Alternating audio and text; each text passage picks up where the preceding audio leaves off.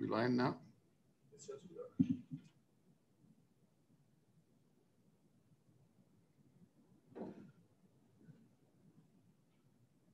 Okay. All right. I don't think I want to use the computer audio. No. No audio. I got you. Loud and clear. Danielle, we ready? We are ready, and we're live on YouTube, Mr. Chairman. Thank you very much, Danielle. Thank you.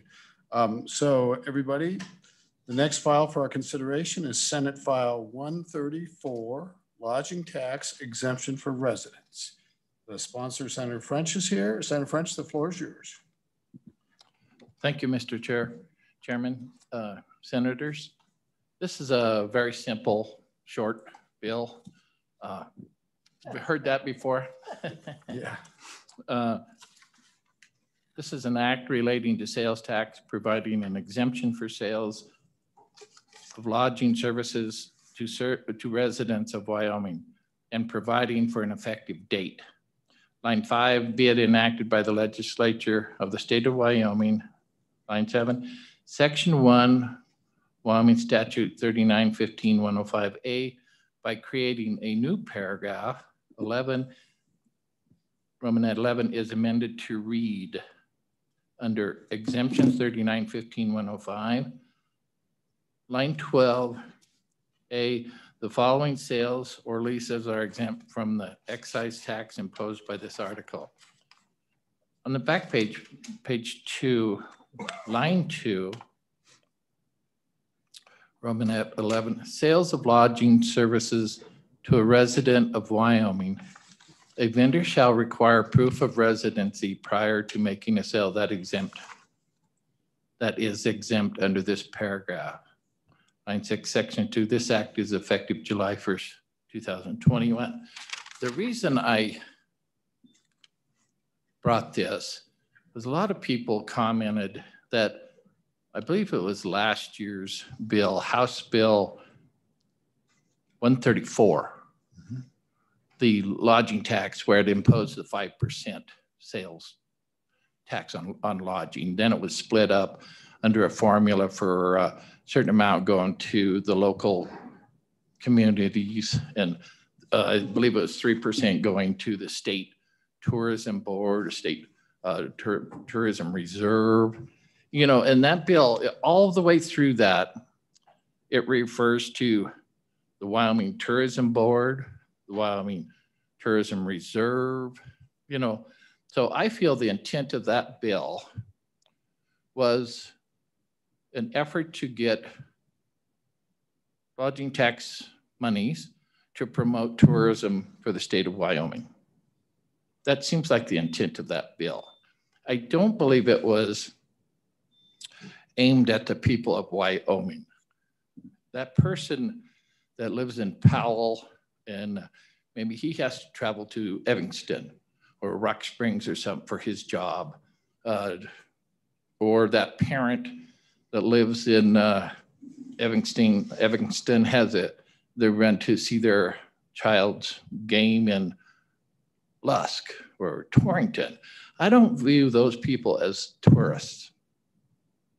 I really don't. I think the intent of House Bill 134 was to capture revenue from the tourists coming in. And I know our county up there, Park County, is a big recipient of that, being one of the east entrance to Yellowstone Park. We get a great benefit from that.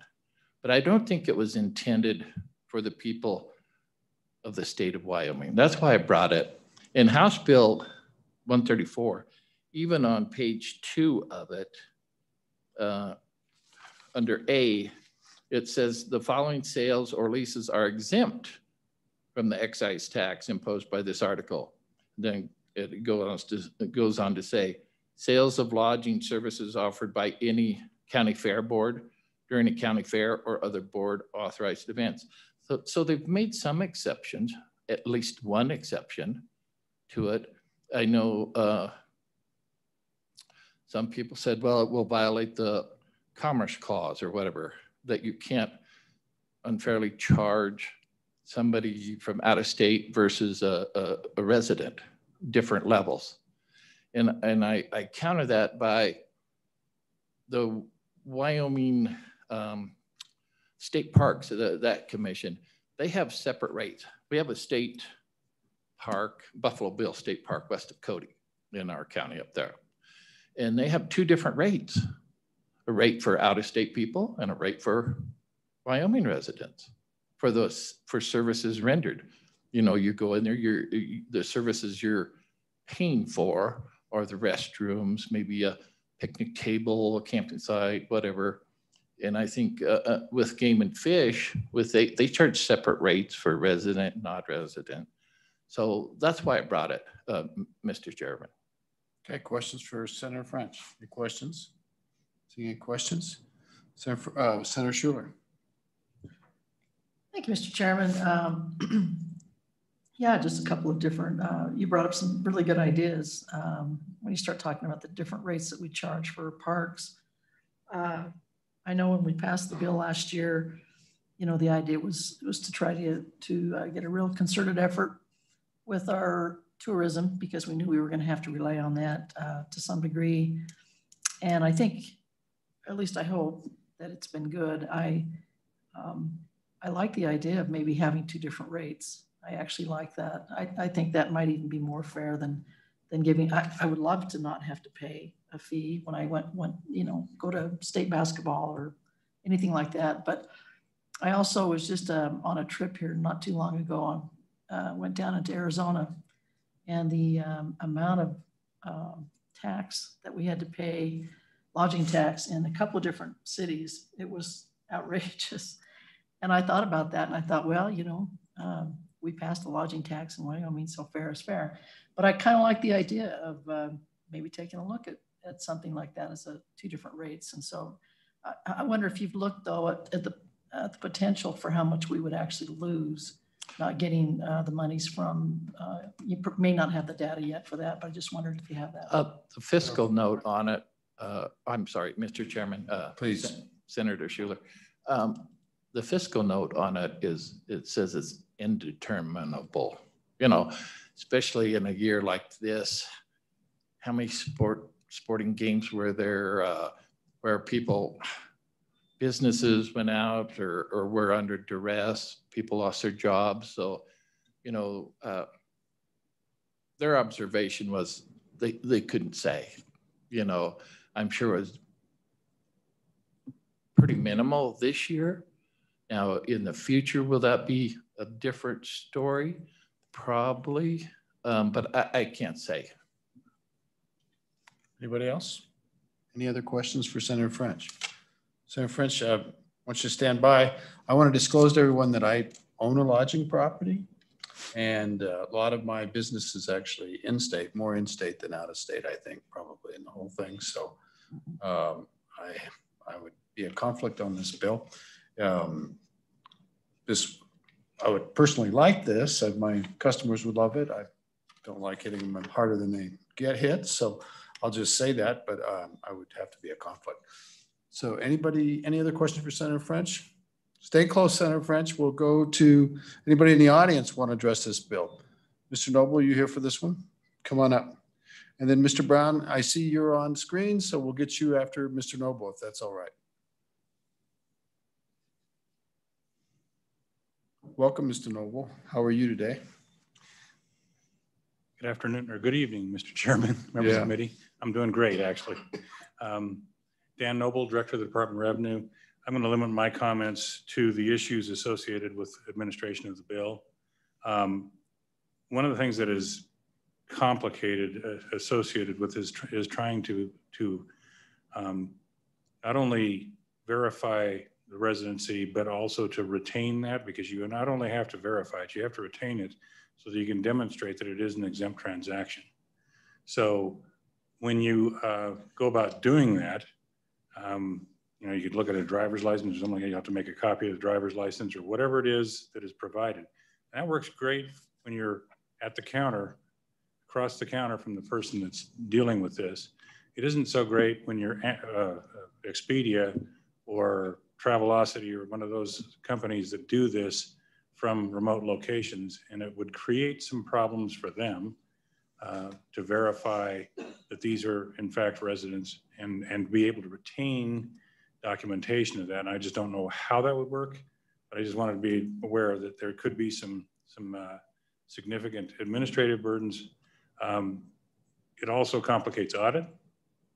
And I think that's kind of important to recognize, because you obviously only want to get the tax that is due, but you also have to have, you know, the way our statutes read, you're required to maintain adequate documentation to demonstrate the amounts of taxes that are due. So I'd just let people recognize that there is going to be some administrative issues for this, not only for the vendors themselves, but also for our auditors as it relates to this.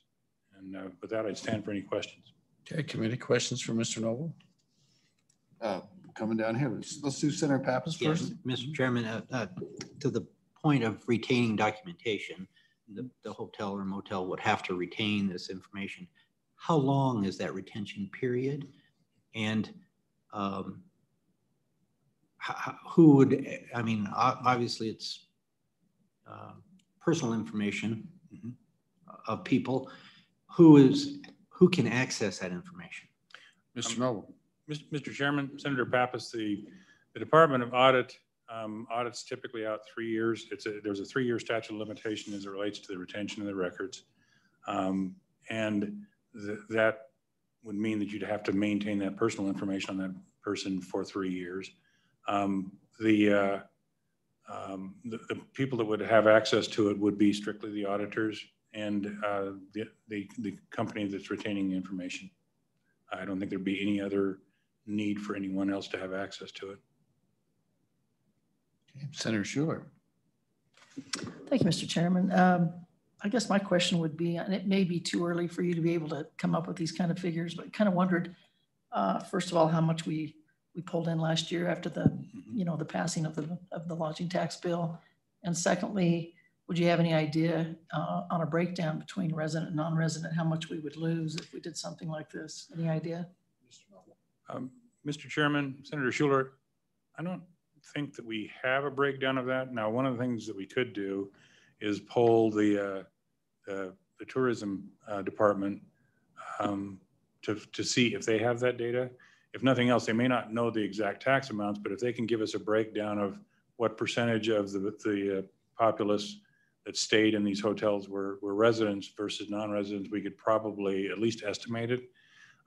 This is going to be a really tough year to deal with that, because the last I heard, they said lodging was down about 54%. I mean, that was maybe earlier in the year. It may have gotten better since then, but significantly down. And so the numbers would be a little skewed, but in the future, as Senator French had said, there will probably be some, it'll look a lot better next year if we can actually attend sporting events and things for our kids and stuff. Yeah, Mr. Chairman. Anybody else? Senator Pappas. Another question on the documents. What is a document that would be eligible? Does the person have to, like, I mean, I know it could be a ID card, it could be a whatever, a passport, whatever. The proof, is that would every motel person have to have a copy machine, for instance, at their desk? And would it be a copy or could it be digital? I mean, I'm just trying to get in my mind, what kind of, how onerous we're going to make every vendor of lodging services in the state. What are we going to make them jump through now? That's what I'm trying to get at. Mr. Noble. Mr. Chairman, Senator Pappas, I think one of the things that when a business comes in, and let's just say that it's an exempt organization now, we have them complete an exemption certificate, and the hotel maintains copies of that so that they can have the person fill it out. And then it's a document that's good from then on. But the problem with this is you're going to have an awful lot of people coming to your front desk that are going to be required to do that. It isn't just the occasional business that comes that does it. I mean, when I do it, if I'm on state business, it is typically done prior to getting there. Our secretary actually faxes the form and it's available for them at that point. You're not going to have that with individuals, so they're going to have to fill that out at the front counter. An identification associated with it, you know, that's an attestation that you are a resident at that point. You're saying you're going to claim on that exemption form that you are a resident. That'll be acceptable for our purposes under audit. Probably a good personal document to maintain with that would be like a driver's license or something like that. However, the exemption certificate is something that we do accept, and they sign that exemption certificate under penalty, of course. So that takes the burden off of the hotelier and it transfers it to the person that's making the declaration at that point. So we would retain, they would want to retain the exemption certificate, match that up with the sale to demonstrate why that tax was not charged. And that's what they'd have to do. And that's really kind of what you do today. Hoteliers typically retain those exemption certificates for you know, people that are coming through and utilize it quite a bit. You just maintain the certificate and then you only have to fill it out once. In this instance, it would probably be a one-time thing, but it would be required. Anybody else? Anybody else?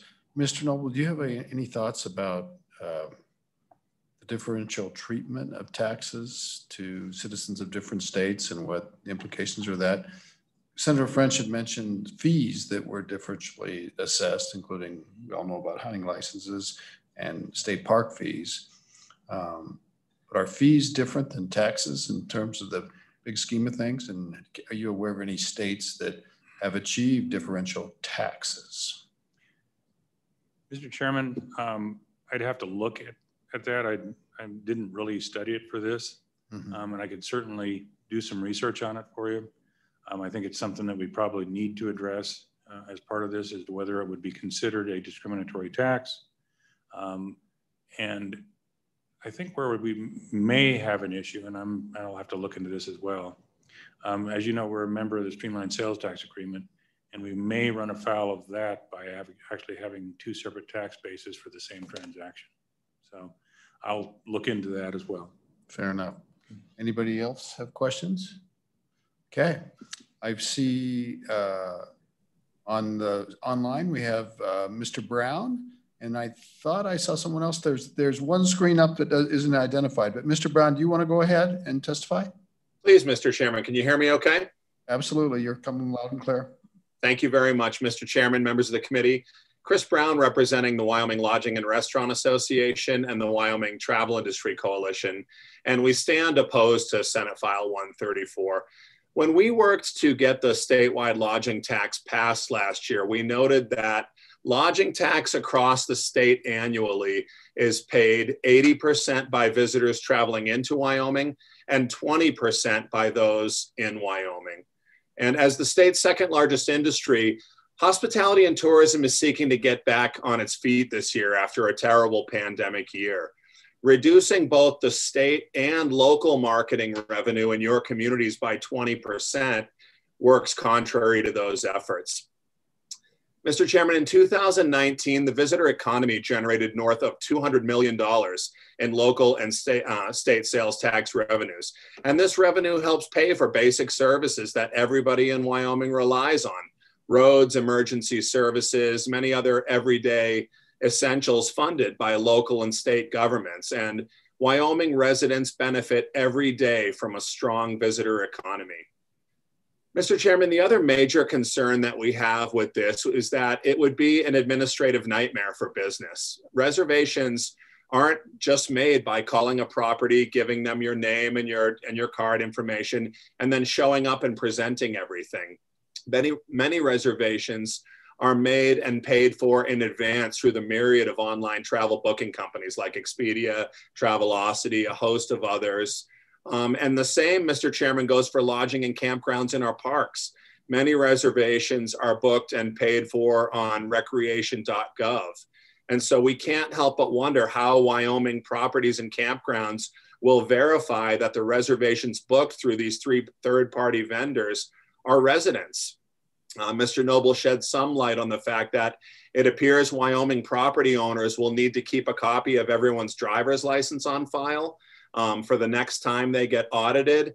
And I can't help but wonder about fraud as well. If somebody fraudulently claims residency, who will be held accountable? That isn't spelled out necessarily in this bill. Mr. Chairman, I have several lodging properties that are testifying after me that can go into more detail, but we do have real concern about this bill, and I'm happy to answer any questions. Any questions for Mr. Brown? Thank you, Mr. Brown. Who's next? Thank you very much. Mr. Waldrop, why don't you unmute and address us? Jim? There you go. Thank you. Thank you, Chairman Case and committee members. I appreciate your time today and your willingness to hear from us. You know, I wish it was as simple as the sponsor made it seem. It is a very complex administrative burden for us to put forth. I have been doing some research in recent days for my property management system, which is a very sophisticated system that you know, state of the art. To date, we have been unable to confirm. It's easy, as Mr. Noble indicated, to be tax exempt and keep that, but to do partial tax, you know, to do partially part of the tax is tremendously, it's not acceptable. I would have to get a new system at my hotel. Mr. Waldrop, can I interrupt you for 1 second? Would you introduce yourself? Because we didn't get that up front. So if you just introduce yourself, please. I'm very sorry. I'm out of practice, Chairman Case, I promise. So my name is Jim Waldrop. I'm the general manager of the Wirt Hotel in Jackson Hole. And thank you again for your time. So very, very administratively cumbersome. And in my case, I'm pretty sure I would, you know, it would be some sort of new system, and my colleagues will speak to their systems moving forward. Additionally, I would say what Chris has said is I truly believe that that tourism is our state's second largest industry, and investing in tourism has proven year over year over year over year to be somewhere in the neighborhood of a 10-to-1 return on investment. That's what our state needs right now. And I don't think this is as simple as bills as we talked about. And so I would oppose this bill at this time. And I thank you for your time. Thank you very much. Any questions for Mr. Waldrop? I think we're good. Who's next? I don't see anybody with a hand raised. Honestly, you guys are talking about others. Oh, Mr. Dombrowski? I hope I didn't mess that up. Would you like to go? Thank you, Mr. Chairman. That was very close. It's Dombrowski, so you're almost spot on. So good evening to you and committee members. I am speaking up to oppose Stands File 134 for the lodging tax exemptions for residents for similar reasons that you heard from some of my colleagues, Mr. Waldrop and Mr. Brown. Right now, taking a reduction in any sort of marketing capabilities for tourism in the state. And you know, we look at tourism not just tourists coming in from other states, but it's also visitors that are traveling within our beautiful state of Wyoming to check out different areas and whatnot. So promoting to them is just as important as it is to be promoting out of state. So taking 20% cuts would make a pretty big impact in the destination, as well as to voice some similar concerns. The way we looked into the systems to try to track and manage this, one, it's a challenge to the operations. Guests checking into hotels, we all have busy times, having to take the time to scan IDs, keep them on record, store them safely, note the accounts. And our systems, it would be a manual adjustment. So every evening that the guest stays that has a Wyoming ID, a person would have to manually go into each of their accounts and adjust down and make an adjustment to the lodging tax specifically. Currently, it's all lumped in as we move from a local option lodging tax to a state lodging tax. So right now, the fees are being collected at there's one similar rate between the sales tax and the lodging tax. So definitely creates a burden on the teams that are operating. And then also there is just, safe security concerns in the long run. We try not to keep any sensitive data on file. And if we do, it needs to be locked up and stored. And considering we're going to be storing state issued IDs or passports for 3 years, there's going to be additional requirements for us to have places to store them, safely secure them, and just ensure there's no data privacy. And I apologize, I didn't announce, I'm the Vice President of Sales and Marketing with the Yarrow Group. We have a collection of 3 hotels in Teton County. Thank you for your time. Again, the corporate name, sir? The Yarrow Group, YARROW Group. And we have Thank 3 you hotels. very much. Thank Questions you. for Mr. Dombrowski? Perfect. Questions? I don't want to have to say your name again. I'm sorry. No, I really worked at it. No, you're good. You're good. It's a tough one. No, that's great now. Any questions? I think you're off the hook. I see we have Mr. Klein. Would you like to testify? Yes, thank you, Mr. Chairman.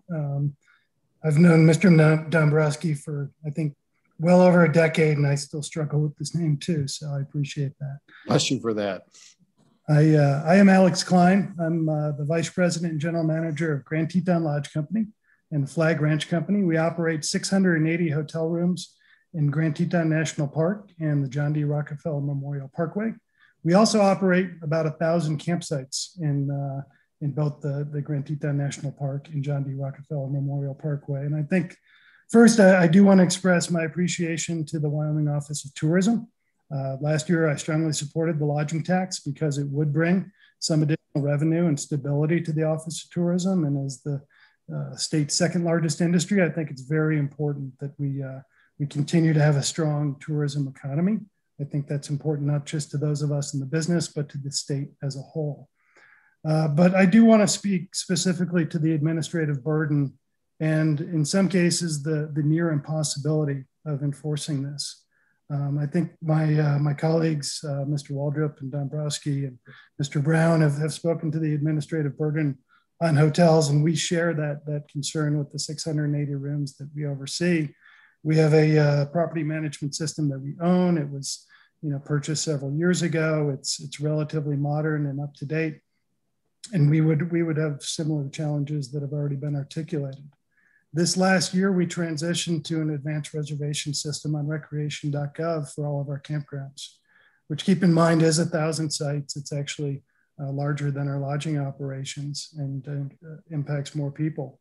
In many cases, these are booked well in advance, up to 6 months in advance, all prepaid up front. And the guest actually does not even need to check in upon arrival. They can drive straight to the site. It's known, so there is no desk, there is no point of sale at our Jenny Lake campground. We have one couple that staffs that campground, and they're obviously not working 24 hours a day, so they're not necessarily always available. So I actually don't know that we could meet the requirements with our current setup and policies in place. The recreation.gov system is actually owned by the federal government and managed by a third party. So it's not even a system that we control. We can make a request for some type of functionality, but at this point in time, I can tell you that we could implement this. And so I do have significant concerns. I think at the very best case scenario, this would be a very large administrative burden.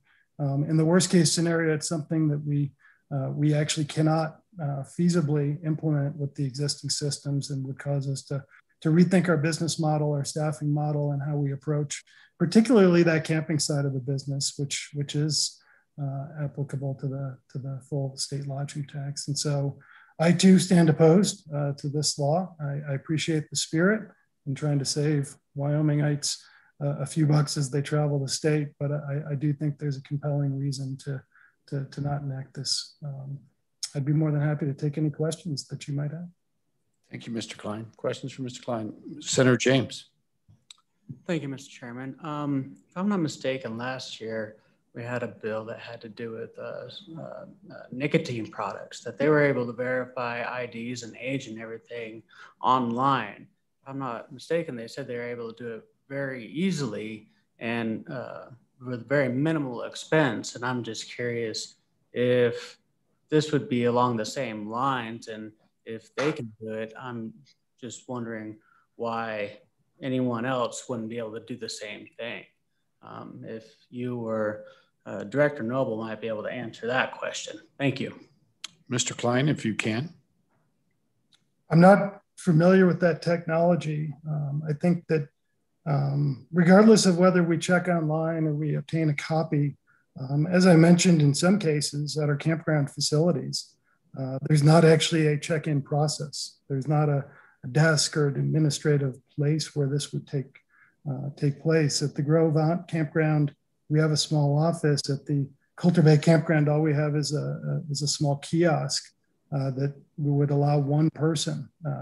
And so we've transitioned to this reservation system to ease the lines at check-in and allow people to go straight to their site. So there would, I think, potentially be a large bottleneck of people waiting to get into the campground, checking to see if they're owed any refund because they would prepay in advance. So I'm not familiar with that technology. And I'd be almost certain that it would be tough to integrate that technology with the disparate property management systems that we utilize and others utilize, much less the different third-party softwares that we receive bookings from, like Expedia, Travelocity, and the like. Quite often when we receive a booking from Expedia, Travelocity, Booking.com, we actually don't charge the guest directly. So if it was a Wyoming resident, they would pay Expedia or Travelocity for the full stay. We would then bill Expedia, or they would provide us with a credit card that goes to Expedia. So there would actually be no way of us refunding the guests themselves. It would then we would refund, I guess, Expedia or Travelocity, and then it would be up for those entities to figure out how they ultimately refund the guests. So it does get complicated. Thank you, Mr. Klein. Further questions? Let's have a follow-up. We're going to have a long night. Thank you, Mr. Chairman. I'm just quick comment, for someone that knows absolutely nothing about this, that's rather assumptive. You're assuming that this is going to be very difficult. I mean, before you assume something like that, I would kind of look into this before you say that it's not going to work with anything. So I would look into it, and for 1,000 campgrounds and all those hotel rooms, it might be worth looking into. It might actually increase your business doing that. And so, yeah, I would look into it before you brush it off. Thank you. Mr. Klein. No, I think point taken. I've done a little bit of looking into it, like my colleagues. I've looked into, the ability to remove the tax, and that's not a current functionality. But, with the amount of time, we might be able to work something out. It does seem very complicated from my perspective. I've been in the business for 20 plus years. I've spent my entire career in this business. I've worked for Hilton, Marriott, and other systems. And based upon my experience, I do think it would be something that would be very, very challenging with some potential opportunities for fraud and some risk to the business due to the nature of needing to be audited and keep these records on hand for 3 years. Thank you, Mr. Klein. Anybody else? But very difficult. Thank you. Thank you, Mr. Chairman. So now you're saying that you did look into it. So I'm curious now what you did find out about it and what kind of fraud, because before when we heard about it, they said it was a very secure system. So now that you are changing your story and say that you did look into it, what exactly did you find in it? Well, let's be a little bit careful. Well, I guess. Hold on, Mr. Klein. I apologize, Mr. Chairman. Yeah, let's just take a deep breath. So I'm not sure that change your story or anything like that. We have to, Mr. Klein's here to testify. We treat him with respect. Mr. Klein, can you answer the question? I can. So, Mr. Chair, thank you. So I did briefly, I learned of this bill last week. I looked into the fact as to whether or not this would be possible with the current functionality of my property management system. It is not. So I can tell you that definitively. There would have to be some sort of an upgrade or change to the system. Thank you, Mr. Klein. Oh, I'm sorry. Didn't mean to cut you off. I did not mean to cut you off if you had it. No, I'm done. Okay, great. I did do that. I could speak to the fraud question if you'd like. Go ahead. I think what does concern me is there is potential for fraud. When you're taking somebody's ID, if I'm traveling with Mr. Brown, I'm looking at Mr. Brown's profile right now. Let's say theoretically I was not from Wyoming and he was, does he pay for both rooms? How do we implement this? What standard are we held to? How do we make sure that type of fraud isn't going on? I'm just saying it presents the opportunity for some fraud because there needs to be controls in place. And we have just been talking about, taking photocopies of driver's licenses and keeping them on record. Once again, I think the integration would be very, very challenging. And we would be dependent upon technology partners across many different brands, many different systems that may or may not be able to do this. I just don't know. Thank you, Mr. Klein. Anybody else? Mr. Klein, I'm going to ask you a strange question. Your campgrounds are located in the federal parks, and I wonder if our federal partners would have concerns about charging differential taxes to, because the parks are resources belong to the United States and all the people of the United States. I wonder if they would have some concern about charging at different levels, whether you're in state or not. And I have no idea, but if you don't have any idea, that's okay too. We don't have to have an answer to that question. Mr. Chairman, I could give you a quick answer to that. We didn't always run the campgrounds in this park. We run 3 of 5 campgrounds in this park. And prior to us taking them over, they were run by the federal government and they were tax exempt for everybody because they were actually managed by the federal government. When we took them over in Grand Teton National Park, which probably is different than Yellowstone National Park because Grand Teton National Park became a state after, Grand Teton National Park became a park after Wyoming was a state, and the converse is true in Yellowstone. The state laws do apply to a private entity like Grand Teton Lodge Company. And so if this was passed into law, I think we would just defer to the state law. I don't necessarily know that the park would take issue with it. Thank you, Mr. Klein. Appreciate that. Anything else from Mr. Klein? Thank you, Mr. Klein. I'm not seeing anybody else to testify. So we got people in the room. So let's have Mr. Noble. You want to readdress? And we.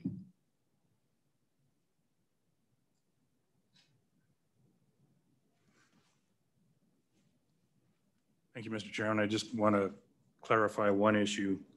The way this green light on? I think it is. Oh, yeah, I think. Okay, good. Okay. Yes. All right. Mr. Chairman, this bill says that it's a lodging tax exemption for residents, but when you read the exemption, it exists in 3915-105, and it says the sales of lodging services are exempt to residents of Wyoming. It isn't just the lodging tax, it is the sales tax associated with lodging services that would be exempt as well. It would be a complete exemption from the tax associated with this, not just the lodging tax itself.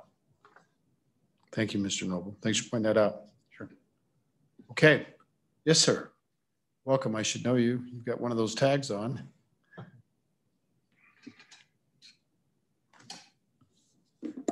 Representative Fordner, how do you do? I'm doing well, thank you. Thank you guys for letting me come testify, Mr. Chairman and Senators. This issue or this tax is been brewing a long time in our neighborhood up in Campbell County. Mm-hmm. We had a meeting with the Chamber of Commerce over this very tax before they ran it this last time. Mm-hmm. And me and Senator Troy McEwen and 2 or 3 other representatives all got together and we had a visit. And there's a lot more to this tax than meets the eye because I look at it and I call it war on the working man. A working man has to travel from town to town, county to county, and they got to stay in wherever they choose. But that's not the end of it. They get taxed on dragging a camper around or a tent around if they're there for any length of time. And I thought we had it worked out with our Chamber of Commerce that we was going to get an exemption. I think that the 30 days is where they cut it off, that tax. And I tried to get them to move it up because when I was working the interstate work down here in I-80 and all across into Colorado and back up into Utah, we was in between 10 days and 2 weeks. And I tried to get them to move that exemption down. And I thought we had that done, but evidently that never happened. But I'm telling you, right? I'm not telling you nothing. I just want you to understand. Today, when I come down on the last 8-day session, I bring my lunch bucket. That's about saving money. I didn't take this job to make money. I know I have to be thrifty with my money, so I save my money. I bring my lunch with me. I bring a big lunch bucket with me, just like I did when I was on the road. When I was traveling from state to state, across the interstate, east to west, north to south, we brought all of our own groceries. And even at that time, when times was good, some companies paid per diem and some companies paid travel, but we never relied on that. And the working man that I see parked in these motels and hotels and the likes around Gillette, that's what they're doing today. They're packing their lunch, they're packing all their drinks as much as they possibly can pack, and they're doing very little business in the community. So they're actually robbing the community of revenue. I don't know how to put it any nicer than that. The motel industry has been in about over a third, maybe a half of the revenue on advertising, according to our Chamber of Commerce, which I think is excessive. They said that they did audits and stuff. We never got to see any of that kind of stuff. I just think it's a war on the working man, and I think we need to turn the tide back a little bit. I think the 80-20 rule, where there's 80 or 20% locals and 80% tourists, I don't think that's an accurate number. If you look at who's staying in the motels throughout the whole year, and you compile those numbers, you find out that the working man, the citizen of Wyoming, not of just the county, but the citizens of Wyoming is paying a tremendous amount of money on that bill there. I think this is an excellent bill. I think it's headed the right direction. I can tell you what we're up against in Campbell County. We're up against people that's working and stuff. They're pushing for legislators to do ballot amendments, ballot initiatives, bypass the whole system and just get it right on the ballot and take it and get rid of some of these taxes. That's what we're looking at up there in our neck of the woods. I would much rather be involved in these kind of cuts. I'd much rather work with the House and the Senate. I'd like to see that happen and continue to happen. But I think as long as we kick the can down the road, we don't make big changes fast enough to fit the industry. We just seen oil go to a negative 36, 38 bucks a barrel about a year ago today. Industry's not doing good. They're doing everything they can to save a dollar. People's going out of business every day. Things have not rebounded. I think we all know that. We all understand that. Anyways, I'm glad Tim gave me the chance to testify. I think we're paying enough taxes in Wyoming. The working man has carried this, and big business corporations has carried Wyoming about as long as they can carry it. The longer we keep these taxes in place, we can look at the possibility of getting a short term out of it with taxing them heavy, or dropping some of these taxes back and getting a longer workforce term, expanding out our work years in Wyoming. I think that's detrimental to Wyoming. I want to thank you guys. Thanks for having me. I appreciate talking to you. Are there any questions, please? Thank you, Representative Fortner. Any questions? Any questions for the representative? Thank you very much. Thank you very much.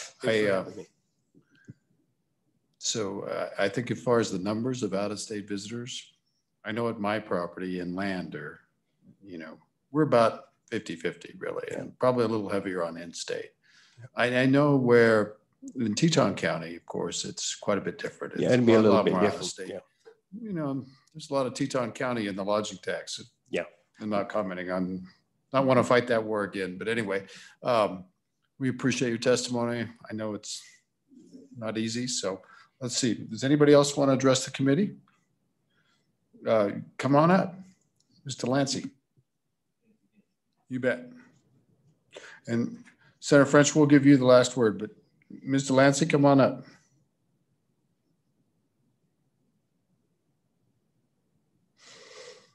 Go ahead. Make sure your green light's on. Thank you, Mr. Chairman and members of the committee. My name is Cindy Delancey, and I'm the president of the Wyoming Business Alliance. The Wyoming Business Alliance has over 300 members from all industries, big and small. All economic sectors are represented in our organization, and I come on, here on their behalf. I know Senator French, and I know what a kind and smart and caring leader he is. So I certainly appreciate the spirit and intent of this legislation. However, I must speak in opposition to Senate File 134 tonight.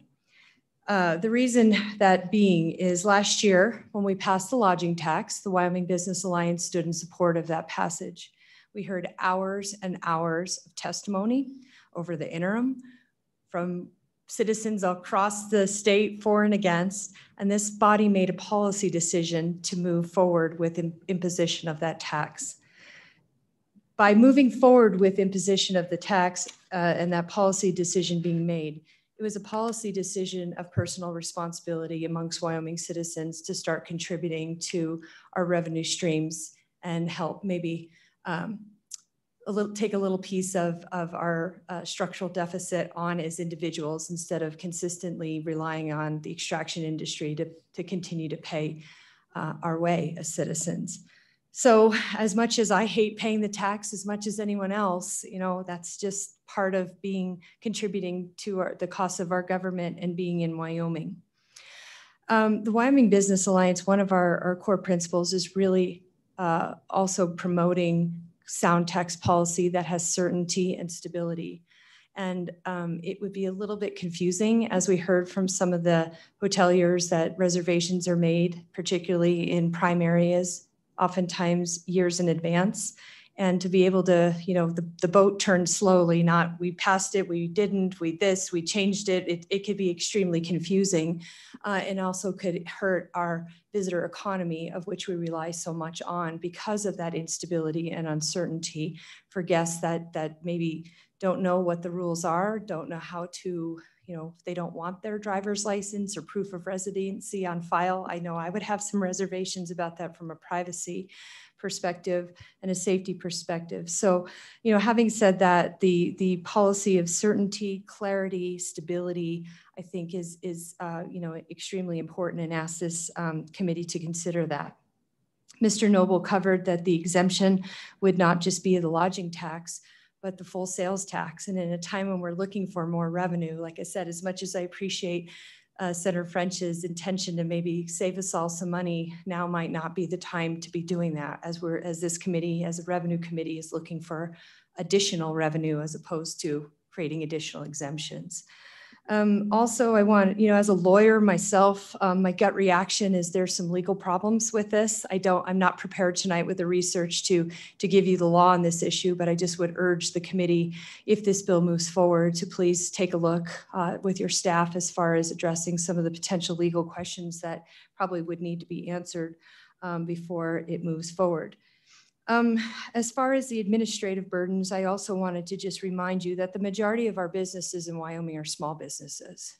I believe the last statistic was about 80% of our businesses are maybe, you know, fall into that category of what we consider to be small business. And hearing the direct testimony from people on the front line talking about the exorbitant costs, the types of administrative burdens with additional staff that might be necessary, other steps that they would have to take to be able to implement this.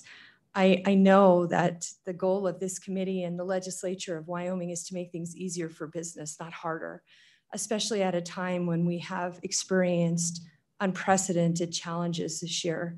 It just doesn't feel that now might be the time to be piling on and making it more difficult to do business in our state, as opposed to easing and clearing pathway to be able to continue to try to make things easier. When industry says it's too much, I just encourage this committee to listen to them. I think if they felt that they could reasonably absorb the suggestions of this legislation, I think they would be honest in telling you that they could, or they would try to find solutions on how to do it. So hearing that it could be risky and even an enhanced risk, we certainly, again, are at a time when we don't want to take on more unknowns. So for those reasons, Mr. Chairman and members of the committee, as much as I would love as a citizen to pay less, I think, you know, looking at the big picture and what's best for our state right now, we stand in opposition to this draft legislation, and I'm happy to entertain any questions from the committee. I'm sorry, questions for Ms. Delancey? Not seeing any. Thank you very much. Thank you, Mr. Chairman. Anybody else in the audience wish to testify on Senate File 134? Anybody else on screen wish to testify on 134? I'm not seeing anybody. Senator French, I'll turn it back to you for a wrap up. Thank you, Mr. Chairman. Members of the committee, I've heard a lot that it may be an additional burden to these motels, hotels, campgrounds. Well, who is responsible for much of the success that they have? The citizens of Wyoming. Now, when these tourists come to your community, they're using county roads that the property taxpayers in your county have paid into the county budget to build these roads. When they have an incident, they're scared of somebody in a campground or an emergency. Who do they call? They call 911. That's a local sheriff's dispatch or local police dispatch. Who's paying for that? The citizens of Wyoming are. Their car starts smoking. Who do they call? 911. They dispatch the local fire department. Who pays for that? The citizens of Wyoming are paying for that fire district and those fire trucks and all that through your mills. They call 911. My husband, my wife's having a heart attack, or I fell down and broke my leg, whatever. Who races to them? The local dispatch dispatches the local hospital or the ambulance. Who's paying for that? The people of Wyoming are paying for that in every county. They're paying a certain amount of mills for the hospital district, those ambulances, all that stuff. There's an amazing amount of stuff and services that the people of Wyoming are paying for, much so they can be successful. And I'm glad they're successful, because as people come to the state, you know, it creates jobs and revenue they're spending in our grocery stores and whatever it is. But the people of Wyoming are sharing much of the burden, way more of the burden than any tourist that comes to the good state of Wyoming. What are they paying? They're driving into the state. They're going to wherever they're going, Devil's Tower, Grand Teton, wherever they're going in the state, Yellowstone. They're buying some gas, maybe. They're buying a motel room or whatever, but they're not paying for our roads, our hospital districts, our fire trucks, our ambulances, our sheriff's department, our city police, all that. The citizens of Wyoming are. So I don't think it's much of a request to have them have a little bit of a break when they go, the people of Wyoming, they go to a basketball game, see their son or daughter or grandkids play, and they have to buy a night of motel room, that they get a little break on that, because they're paying a whole lot for everybody else's success. Thank you, Mr. Chairman. Committee, thank you. Thank you, Senator French. Anything else from the committee? Okay, you've heard the committee, you've heard the testimony. What is your pleasure? Got a motion by James, discussion? Senator Baldwin. Thank you, Mr. Chairman. I love the idea of the bill. I love that you brought it forward. I'm convinced after listening to testimony and after I think, my wife and I travel a lot in the state and out of state. We use some of these internet resources that were mentioned in the testimony. We use them for flights. We use them for meals. We use them for hotels. And it strikes me that the administrative burden of enforcing this not only falls on our hoteliers and on the folks here in our motels and campgrounds.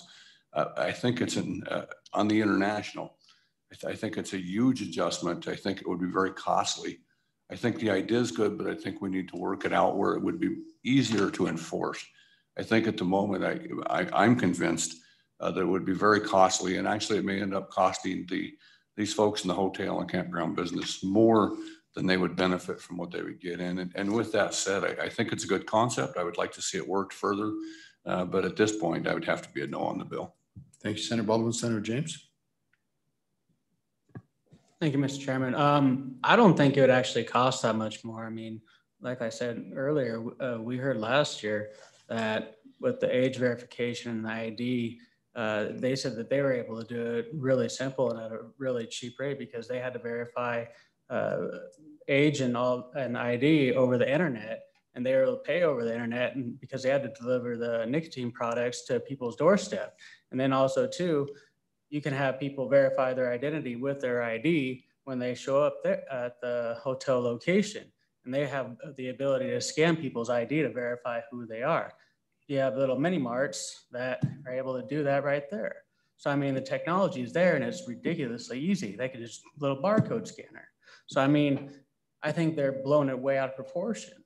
I mean, so the technology is there and it's extremely easy to implement. So I just don't see what the big deal is when the technology is already there. Thank you. Thank you, Senator James. I do recall that last year during that bill, I believe there's a scan made of your photo ID with a birth date, if I remember right. I think that's how it worked, but I'm not sure. Senator Schuler. Thank you, Mr. Chairman. I would probably piggyback a little bit on Senator Baldwin. Sorry, my voice. I like the intent of the bill. I like the idea. I think anything we can do to help our Wyoming residents is great. I like the idea of maybe looking into trying to do a couple of different rates. I'm not sure if we need to have a complete exemption as Wyoming residents, but maybe I know where other states sometimes will just charge maybe $5 extra for a room or $2 extra or whatever, and then you know, go ahead and put it to the tourists. I mean, I don't mean that literally. I mean just charge them. But like I said, right now I think it's probably got a few too many administrative headaches for me to vote for it today. But I mean, if it did make it through, I would try and do some research and maybe try to come up with some amendments that maybe would make it more palatable. But I like the idea. I like what you've done with it and where you're headed with it. And I think that's my no vote though. Thank you, Senator Schuler. Anybody else? Anybody else? Are there any amendments? Any further discussion? Lavelle, would you call the roll? On Senate File 134, Senator Baldwin. No. Senator James. Aye. Senator Pappas. No. Senator Schuler. No. And Chairman Case, a conflict? Yes, Lavelle. Thank you very much. Thank you, Senator French. Keep working at it. I could use it. It'd be good for me. Senator Boner, welcome. Come on up. And so just some preface. Welcome, Senator Boner. We've got a kind of a heavy lift bill ahead of us. It's kind of late at night, and I'm just talking to everybody out there. I'm willing to bet. Now, I know there's some wonderful testimony and some very powerful stories that we need to hear. But I also know that probably no one's mind is actually going to be changed as the evening goes longer and longer. So let's remember that. I'm going to impose a time limit after the sponsor of the bill kind of gets his initial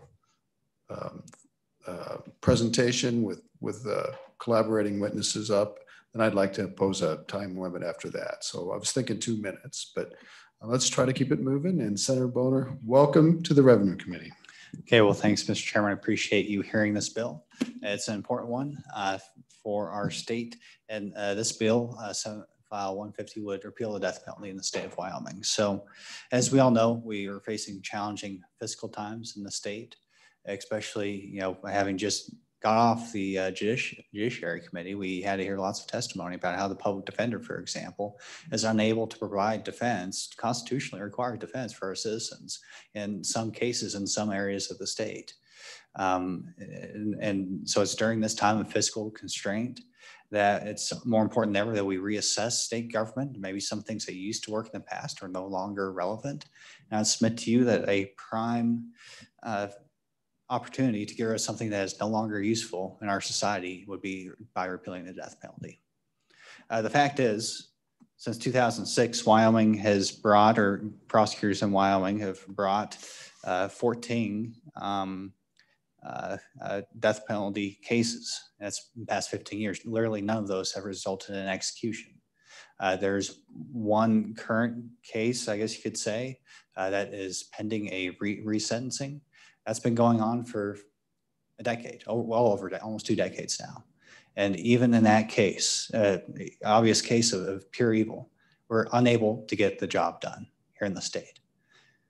The only thing that's real, you might say, about the death penalty is the cost. We spend $750,000 in the public defender's office just to maintain the capability. That's without an actual trial.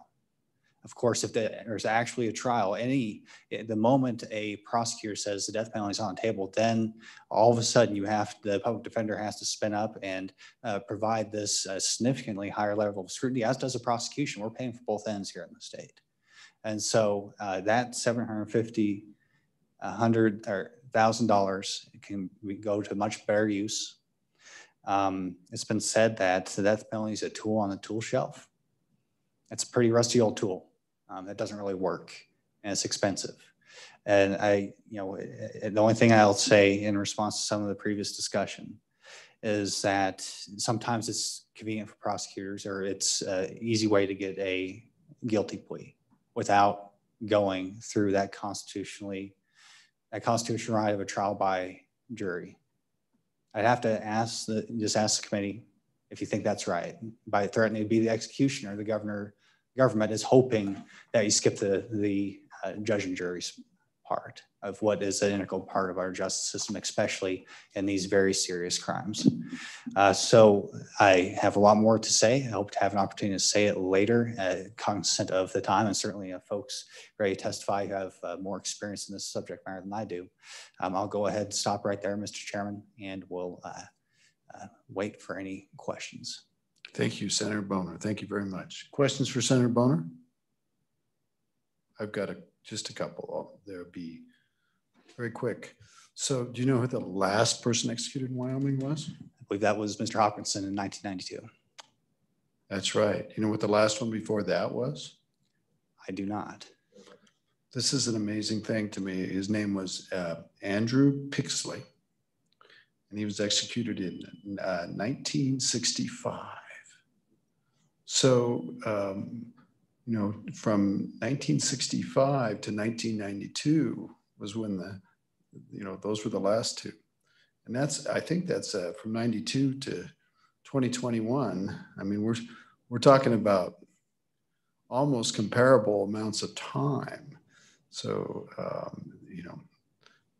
it's an amazing thing that we think we're not able to get the death penalty accomplished now. Apparently we weren't able to get it accomplished back then, if you think about it. Okay, any questions for Senator Boner? Senator Boner, if I'm looking here, I'd like you to make your positive case. Who would you want me to let in online? Or there are people here. Senator James. You bet. So is the reason why we weren't able to have anyone put to death, was that because they were able to use that as a negotiating tool to solve crimes? Good question, Mr. Senator Chairman. Boner. Yeah, so of those 14 I've described since, attempted death penalty cases, 5 were brought to trial. So 9 were resulting in guilty pleas. I mean, I have a hard time, maybe, and I just like to reinforce, first of all, the incredible risk the prosecution is taking. They have to be 100% certain that's their guy. Because if they're wrong, there's a good chance. I mean, if you're innocent and the government's threatening to kill you, you might just plead guilty because you don't want to die, right? I wouldn't equate those guilty pleas with, that it's entirely possible they don't have the right guys. So I want to point that out. But of the 5 that were brought to trial, in every case, the juries didn't opt for the death penalty.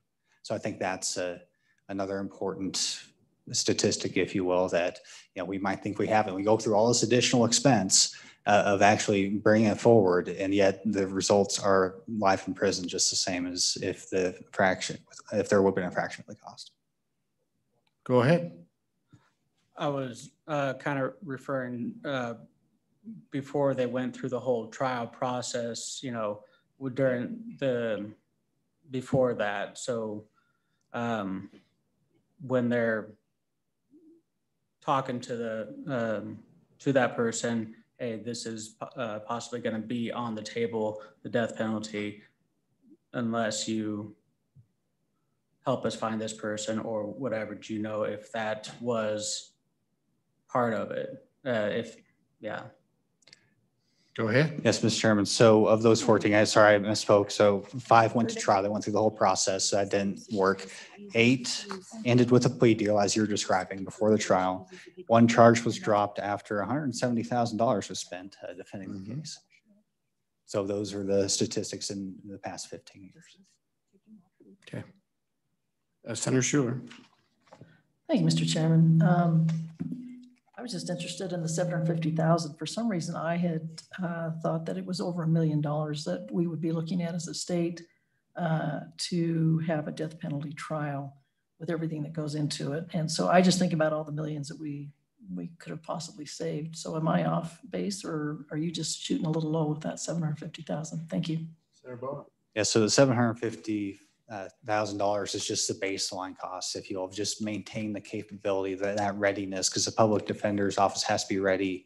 They can get that call at any point where they have to be ready to go. And there's from what I understand, and you might have to talk to an attorney to get more details, there's a certain amount of, additional credentials that are required to maintain that capability. So that's a baseline. If there's a trial, from what I understand, it really depends on the circumstances, but yeah, $1-2 million is pretty safe bet there. Okay. Anybody else? Anybody else this time? Senator Bono, you got somebody you want to bat after you? It's might need to go check and see who's with us and who isn't. I think some folks have other obligations. I can tell you, I can see the participant list. So I've got people with hands up right now: Ashley Engel, Diane Lozano, Ryan Sedgley, James Merrifield, Dr. Jennifer Burns. I'll let you pick your follow-up. Okay, well, I would go with the public defender of the state agency. That's okay. Public Defender Lozano, welcome. I'm going to get you promoted in, and I'm just going to start at the top, and I'll get Jennifer Burns. I'll be letting you in just so we don't have lags, and then I'll get Mr. Merrifield and let you in. That'll get us some going. Okay. Defender Lozano, welcome. Can you hear us? I can. Can you hear me, Mr. Chairman? Very well. Thank you very much. My name is Diane Lozano. I'm the director of the State Public Defender's Office. I've held that capacity since 2007, but I've been with the Public Defender's Office since 1994 when I graduated from the University of Wyoming College of Law. In my capacity as a public defender, I have personally represented 6 people who were facing the death penalty. 2 of those people went to trial, and Wyoming jurors imposed sentences of life and life without parole. I know that, Mr. Chairman, you want me to limit my time. I hope I can get my information out there in 2 minutes. I'm actually, you're kind of part of his direct, if you don't mind. So I'm not going to heavily limit you, and I'm not going to, I do want to get through before too late tonight, but you're a state official, and I'm not going to limit your time. I appreciate that. Thank you, Mr. Chairman. In the state of Wyoming, if an individual is charged with first-degree murder, the death penalty is not even on the table until a prosecutor decides that. So maybe in a little bit of response to Senator James's question, the death penalty isn't something that a defendant can avoid by helping to solve a crime. That crime hopefully is already solved and charged before a prosecutor decides to seek the death penalty. If a person in Wyoming is convicted of first-degree murder, they will never get out of prison. A life sentence in Wyoming is a life sentence. If a person is fortunate enough in that situation to receive a life sentence, that means that they have to stay in prison until the parole board commutes their sentence to a term of years. A very rare instance, especially in first-degree murder cases. The other possibility is life without parole. That person will die in prison unless the governor of the state of Wyoming at any point during that sentence pardons that individual. And certainly then an option is the death penalty. Once a prosecutor even mentions or utters the possibility that the death penalty is a potential penalty in a first-degree murder case, my office has to meet certain constitutional mandates and ethical mandates. Both the 8th Amendment of the United States Constitution and Article 1, Section 14 of the state constitution require that there be 2 trials in a death penalty case. If a case were to go to trial, the state must prove beyond a reasonable doubt to 12 people unanimously that based on constitutionally obtained and legally admissible evidence that the person is guilty of first-degree murder. Then a second trial takes place. In that trial, the jury must find beyond a reasonable doubt that the prosecutor proved an aggravating circumstance, something about the defendant or the crime or the victim that elevates it to another level. And if a jury decides that, then the jury must consider and give effect to what we call mitigation evidence. And it's that portion of the trial that, in essence, is the burden on the public defender's office in terms of how it impacts my people and how it impacts our budget. The constitutions of this country and this state require that before the government acts in the most powerful way that it can act in seeking to kill another human being for whatever reason, that a thorough investigation and presentation of the defendant's life and the circumstances of the crime be presented to that jury. What that requires, and what the ABA guidelines, which have been adopted as the standard of practice by the United States Supreme Court and the Wyoming Supreme Court, is that I have to appoint at least 2 qualified attorneys to represent that defendant. Qualifications include the ability to try a case and have handled murder cases, but also requires training, specific training provided on a national level every 2 years. It requires that a fact investigator be a part of the case to ensure that the state can prove guilt. And it requires that we have what we call a mitigation investigator. The mitigation investigator is somebody who investigates the defendant's life. It has to be a multifaceted, thorough investigation, multi-generational. The ABA guidelines refer to investigating a defendant and his family history back 3 generations. We know that family histories repeat themselves. We know that mental illness repeats itself over time, and hence the requirement that we go back that far. We don't have mitigation specialists in the state of Wyoming employed by the Public Defender's Office. Those are people that we have to contract with, and those contracts can be expensive. As Senator Boner told the committee just a little bit ago, the last trial that we did cost the Public Defender's Office $750,000. That was just one trial, and that did not include the time and the costs of my attorneys. So it probably did cost the state of Wyoming about $1 million. I would tell this committee that since my time as the director, we've paid on 17 capital cases. 16 of those were public defender clients that the courts appointed us to represent. But we also have been ordered by the court to pay for Mr. Eaton's resentencing. To date, we've paid about $500,000 towards Mr. Eaton's resentencing, and we're nowhere near going to that resentencing hearing. On the other cases, we've paid close to $3.3 million. So over a course of at least since 2004, probably more recently since 2015, the Public Defender's Office has had to pay millions of dollars, as the good senator referred to earlier. I can't speak to necessarily what a victim's family may request of the system and what impacts death penalty cases or non-death penalty cases have on them. But I could tell the court from my experience that once a prosecutor decides to seek death against the defendant in a first-degree murder case, that case becomes about the defendant. If a Wyoming jury were to select a death sentence in the future, or even as a good example, Mr. Eaton's case, that case needs to be appealed as many times as is necessary, as the Constitution requires, to ensure that the person is competent to be executed, that the person is actually guilty of the crime, and that no serious errors have occurred. The Eaton case has cost the state of Wyoming a significant amount of money. And the reason it has cost a significant amount of money is because we didn't do it right the first time. We didn't have the team put in place that I just told this committee that the Constitution requires us to do. And so what happens if we don't do it correctly, if we don't abide by the Constitution and the ethical obligations of the attorneys, is that $140,000 case turns into about a $5 million case.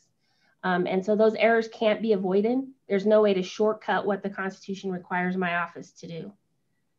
I think it's also important to consider, as Senator Boner stated, that this isn't just a cost on the Public Defender's Office in the state of Wyoming through the executive branch. Prosecuting offices have to be able to try this case and take their attorneys out of their regular rotation and cover the rest of the crimes and misdemeanors and felonies that occur in their counties. But the counties also have to pay to house the defendants.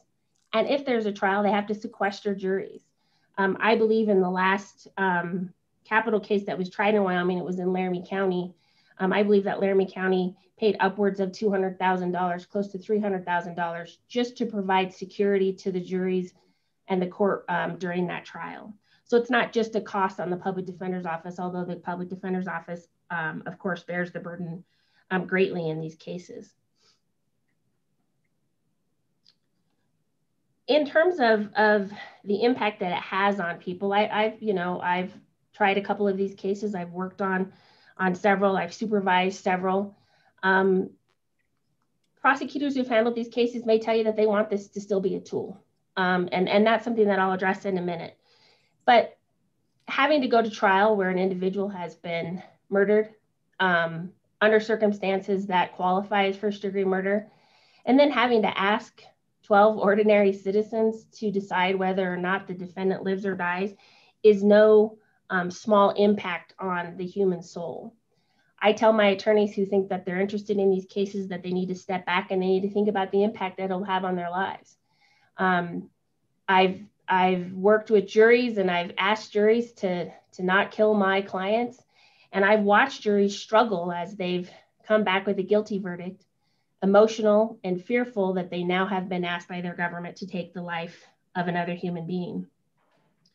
When Mr. Hopkinson was executed, I was still in law school, but I was fortunate to work with several people who worked in the Public Defender's Office when he was executed. And I can tell you that the woman who eventually became my secretary when I became the state public defender was the person who took the call from the Supreme Court that Mr. Hopkinson's appeals were going to be denied and he was going to be executed.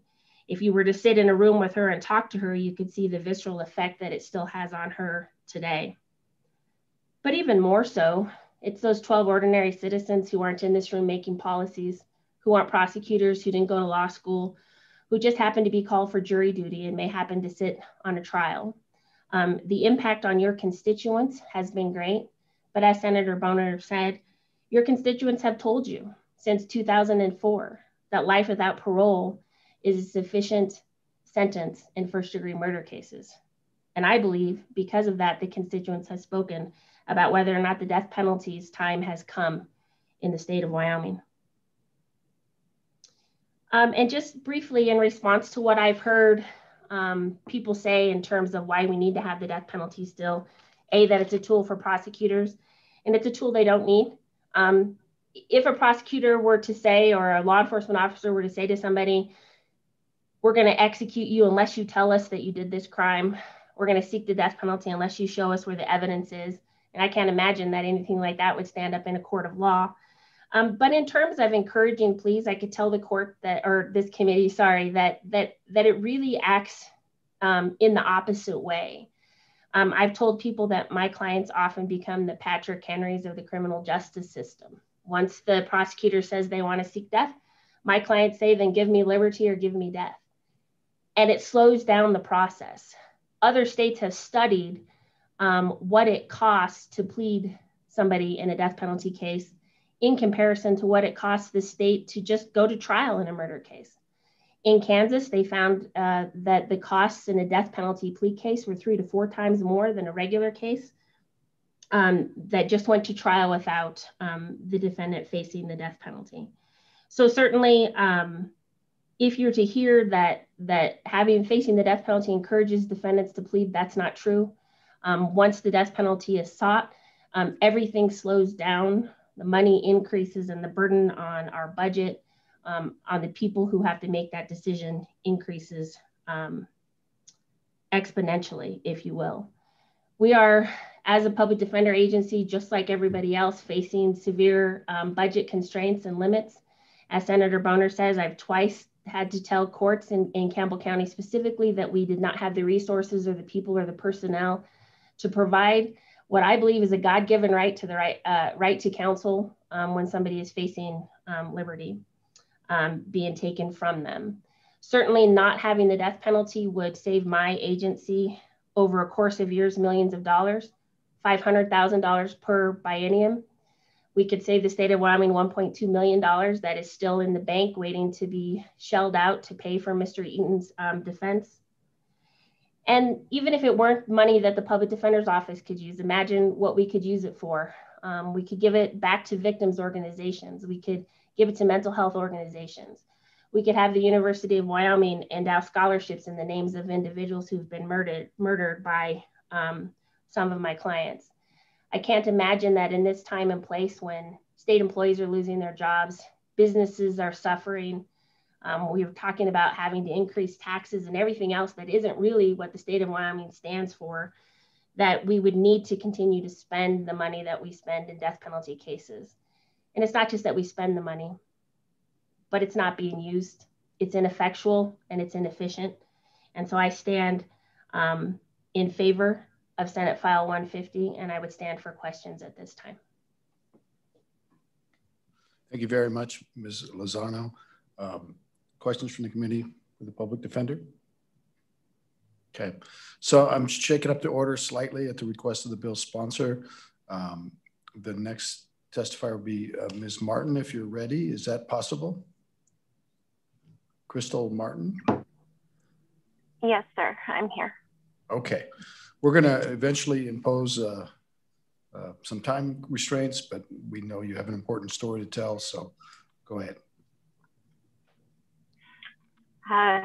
Thank you, Mr. Chairman and the committee for my story.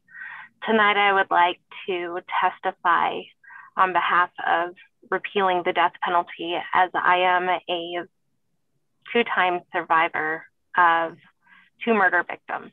Back in 1993, my mother was kidnapped, raped, and murdered, and her offender was a person that was on parole at the time of her murder. And upon the trial, it took about a year and a half with a confession to be able to get a sentencing and a guilty verdict. And I watched my dad at 8 years old go through an extreme traumatic experience, not only by being investigated himself, but also by having to watch the amount of pain that he had to go through every time he had to walk into that courtroom. I couldn't even imagine having to go through that at 8 years old. But it wasn't until I was 30 years old, 6 years ago, when my husband was shot in the head and burned in a fire pit down in Texas, where I understood it from an adult's perspective. And also, I will back up just a little bit, because the murder of my mother had me really wanting to understand the criminal mind and wanting to understand the criminal justice system. So I studied criminal justice, and I had actually gone to a parole hearing that was 10 years after my mother's offender had served his first life sentence, or started to serve that life sentence. And I remember being on that call and trying to convince myself that I had forgiven and that I just never wanted to see him out.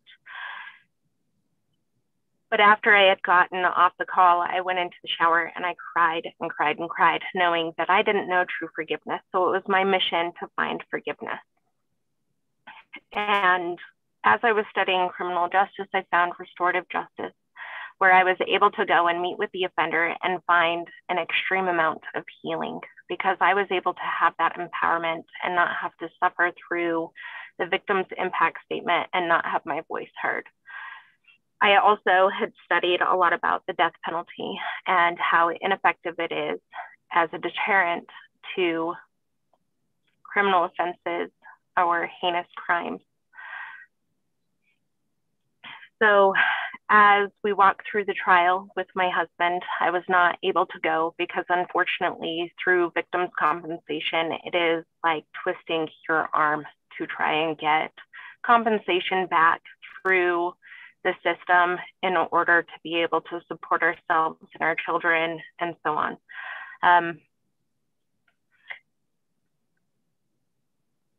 I'm sorry, it gets really tough talking about some of this sometimes. But I wasn't able to attend my husband's trial due to the lack of funding that the victims' compensation funds have and the lack of staffing availability because of the amount of cost that it costs for a public defender or the prosecuting attorney. But I will say that through that process, I was able to understand that the offender for my husband had a 5-year-old daughter and a wife and family of their own. And at that point in time, I knew the loss of 2 family members through a violent crime. And in no way would I ever and fight for somebody to go and be put to death by my hands or by the judicial system and cause a chain reaction of trauma. I apologize. No, hang in there. Deep breath, and your testimony is very powerful, and we're with you. We talk about trauma and we talk about mental health issues and the generational effects that it has on people. And that poor little girl wouldn't need to watch her father die, nor would that wife need to watch her husband die, or that mother or father, or aunt and uncle.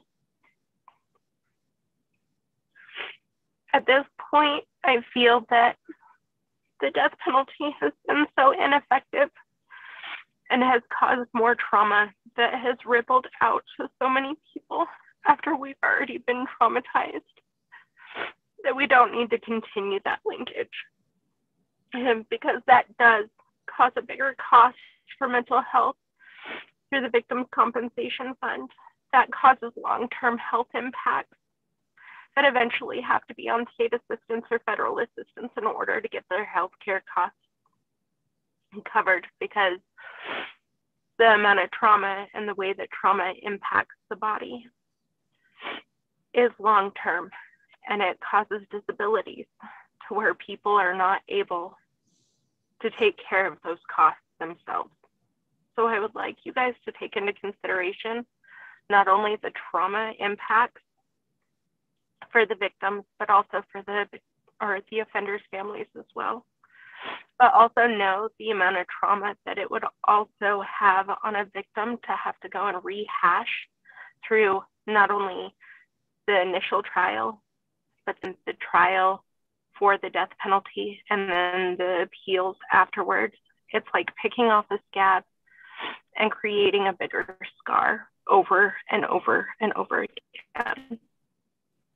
I am standing here for any additional questions. Thank you very much, Ms. Martin. Very brave. Committee, any questions for Ms. Martin? Thank you so much, Ms. Martin. Very powerful. I guess we'll go to Dr. Burns, and we're going to start limiting a little bit, okay? We need to, it's late. And I will tell you, folks, I do know that this bill will probably pass this committee. We all do that. So we want to help you get us out, and we want you to be able to tell your stories. So Dr. Burns. You're on mute, Dr. Burns. Sorry. Thank you. Thank you, Mr. Chairman. Can you hear me? Yes, we can. Loud and clear. Thank you. I am testifying in opposition of Senate File 150, the repeal of the death penalty. And I do not support this. A little bit about my background. I have a doctor of nursing practice. I have a law degree, and I have a master's degree in health policy from Harvard. So I am fully aware of all the litigating factors and the legislative factors that go into this. Also, I was I heard the former testimony last year and followed the bill very closely. So I heard the previous testimony of Ms. Lozano and so forth last year as well. So I am originally not from Wyoming. I'm originally from Chicago. The state of Illinois has the highest crime rate, one of the highest crime rates, the highest and most restrictive gun rates, and things I love about Wyoming. We have guns, we have the death penalty. Okay, so I live out in House District 10 in Southeast Wyoming. It's a rural district. The sponsor of the bill talked about the death penalty being a tool. Well, I consider it a choice. I want that choice. If my family were brutally murdered or murdered, I want that choice. And I am well aware of the psychosocial aspects that go into the victim's family, and so on and so forth. As a matter of fact, I will share just a brief story. When I was a young nurse about 30 years ago, I took care of a child in the hospital, and this child, so there were a couple who wanted a baby. They were a younger couple in their 20s, and they murdered a woman. They cut the fetus out of her at 8 months old. Okay, they cut the fetus out. They killed her, obviously, and they took the baby. They left her 2-year-old who witnessed the event, and they took her 8-year-old and murdered him in another location. That couple was convicted and tried, and we have no death penalty. They were out in 7 years. Okay, I do not want anything like that in Wyoming to occur. Another thing, I think you probably might think that it's a little odd that a nurse would be opposed to the death penalty. It seems not to go along with our profession. I have taken care of many situations, one in particular where I worked at it wasn't a jail, but it was a residential facility for criminals who had drug addictions and so forth. And I used to help the psychiatrist who was nationally renowned psychiatrist who volunteered his time to work with these. They were under 18, so they were children. And every child got an examination, and typically they had a lot of psychiatric diseases and so forth. And everybody got some kind of medicine, some kind of sleep medicine, antidepressant, something. And at one point, I mean, this was just normal. We examined a child and the doctor did not write any orders for him whatsoever. And I questioned him because I had met that child and he was clearly not like other people. And the doctor said, I said, why didn't you give him any medicine?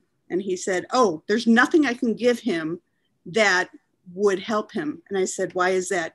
And he said, because he's a sociopath and there is no rehab for that person. He will leave here and he will commit crime after crime. He has zero remorse. There is something organically wrong. So when people who commit heinous crimes like that, they have something organically wrong in their brain that cannot be fixed. It cannot be rehabbed. Well, can you bring it to a close? Yes, sir. Thank you, Mr. Chairman. So the other point is that I understand that the state is having a lot of financial difficulties. Again, as a constituent, I want this choice. I think there's other areas that the state could be looking at. And when I was out campaigning in my House district out in Southeast Wyoming, I never met one constituent who did not support the death penalty. I actually asked that question of everybody I met, over thousands of people.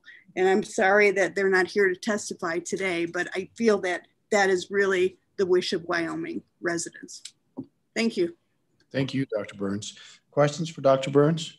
Any questions? Thank you very much, Dr. Burns. Ms. Engel, would you be up for being next? Thank you, Mr. Chairman. I'll keep it short for you guys. You bet. We appreciate it. Mr. Chairman and members of the committee, my name is Ashley Engel, and I'm the Associate Director of Pastoral Ministry at a church in the Diocese of Cheyenne. I am here in support of Senate File 150. I have been a Wyoming resident for 2 years now, but I spent 4 years throughout and after college ministering to dozens of men in a maximum security correctional facility in St. Louis, Missouri. At 6:10 p.m. on May 19th, 2020, the state of Missouri executed Walter Archie Barton. At 7:30 a.m. that morning, I had what would be my last conversation with Archie, when through many tears, we hung up the phone and said goodbye. What do you say to a man who is staring death in the face? His last words were, I, Walter Archie Barton, am innocent, and they're executing an innocent man. Since 1973, more than 170 people have been exonerated from death row. It took 5 trials for a conviction to stick before Archie was sentenced to death. And the unit that convicted him is also responsible for the wrongful conviction of at least 4 other innocent men who were eventually exonerated. This is the story of a man dear to me, who changed my life in more ways than I can share with you here today. But this too is the story of men and women sitting on death row all across our country. Why are we still seeking out use of the death penalty when the risk of executing an innocent person is so great? When we know that it costs considerably more to execute than it does to house an offender for life? When we can see that the death penalty does not in fact reduce violence or crime? There are simply no more excuses left. Do defenders deserve to have consequences for their actions? Absolutely. Is death a fair consequence? Absolutely not. Death is not justice. These are human beings. These are people with families and stories of their own. These are people who cry while watching sad movies and who want to share homemade fudge recipes with you, who want to laugh with you and sing off key in your ear. I know this because these are the people that have changed my life in 4 short years. These are the people that have taught me more about love and mercy and forgiveness than 16 years in Catholic education ever taught me. Again, there are simply no more excuses left. Now is the time for change. Now is the time to repeal the death penalty in the state of Wyoming. And so I'm humbly asking you to stand with me in support of Senate File 150. Thank you. Thank you, Ms. Engel. Thank you very much. Questions for Ms. Engel? Thank you, Ms. Engel. Mr. Merrifield, and then just to keep us moving, I'm going to admit, just dropping down the list, I'm going to admit about 3 more, and then we'll, oh, you're getting ready. Okay, go ahead, Mr. Merrifield.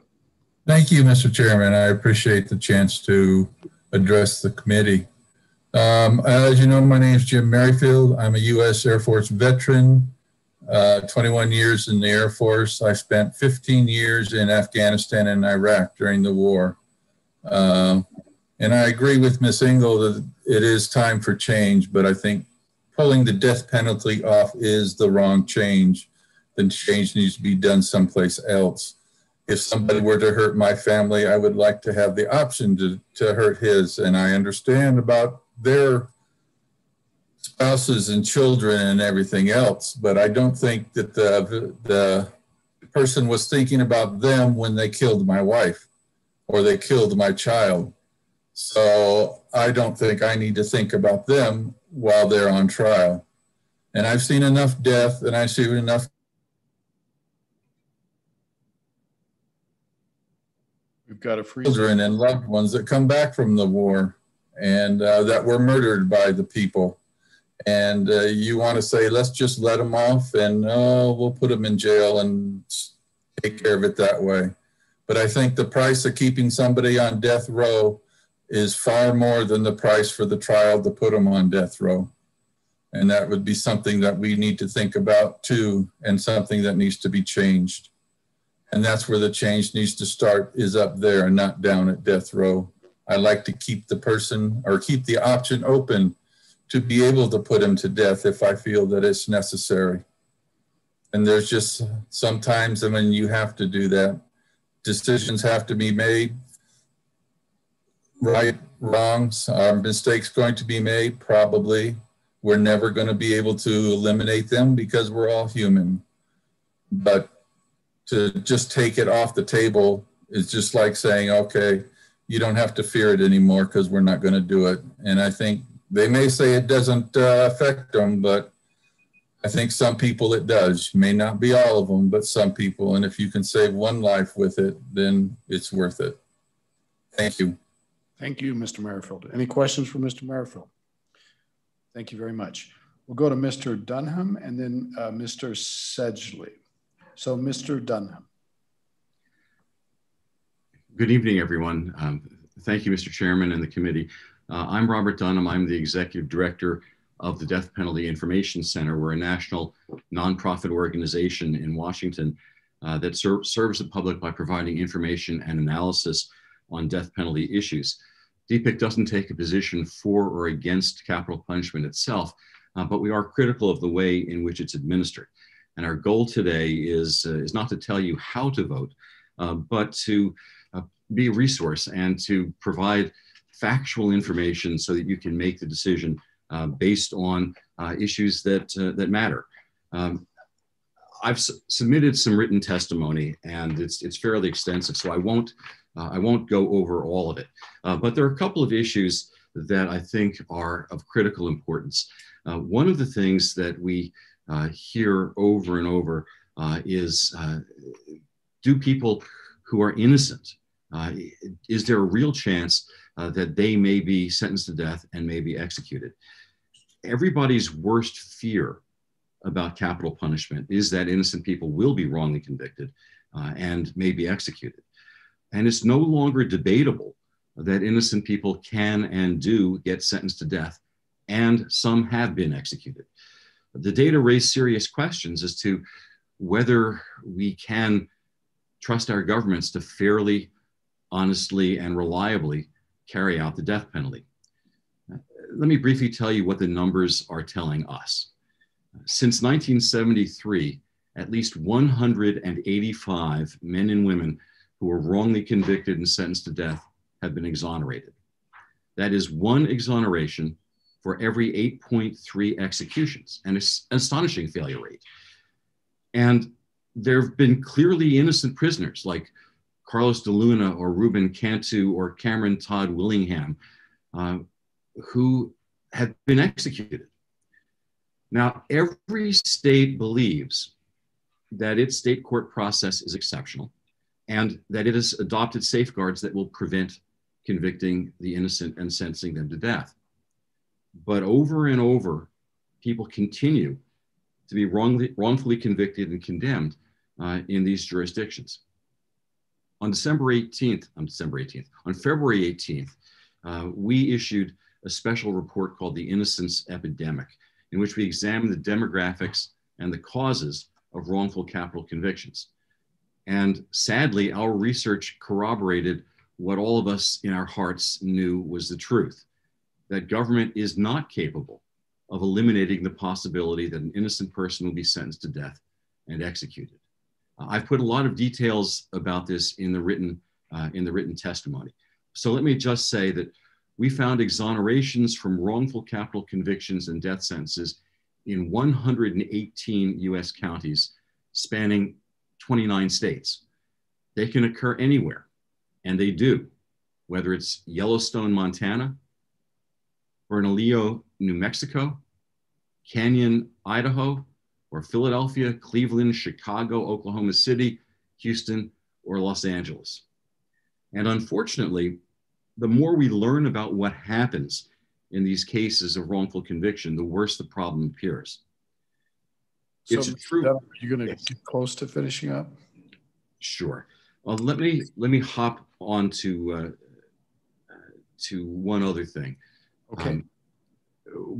There's a myth about the death penalty that it is a deterrent.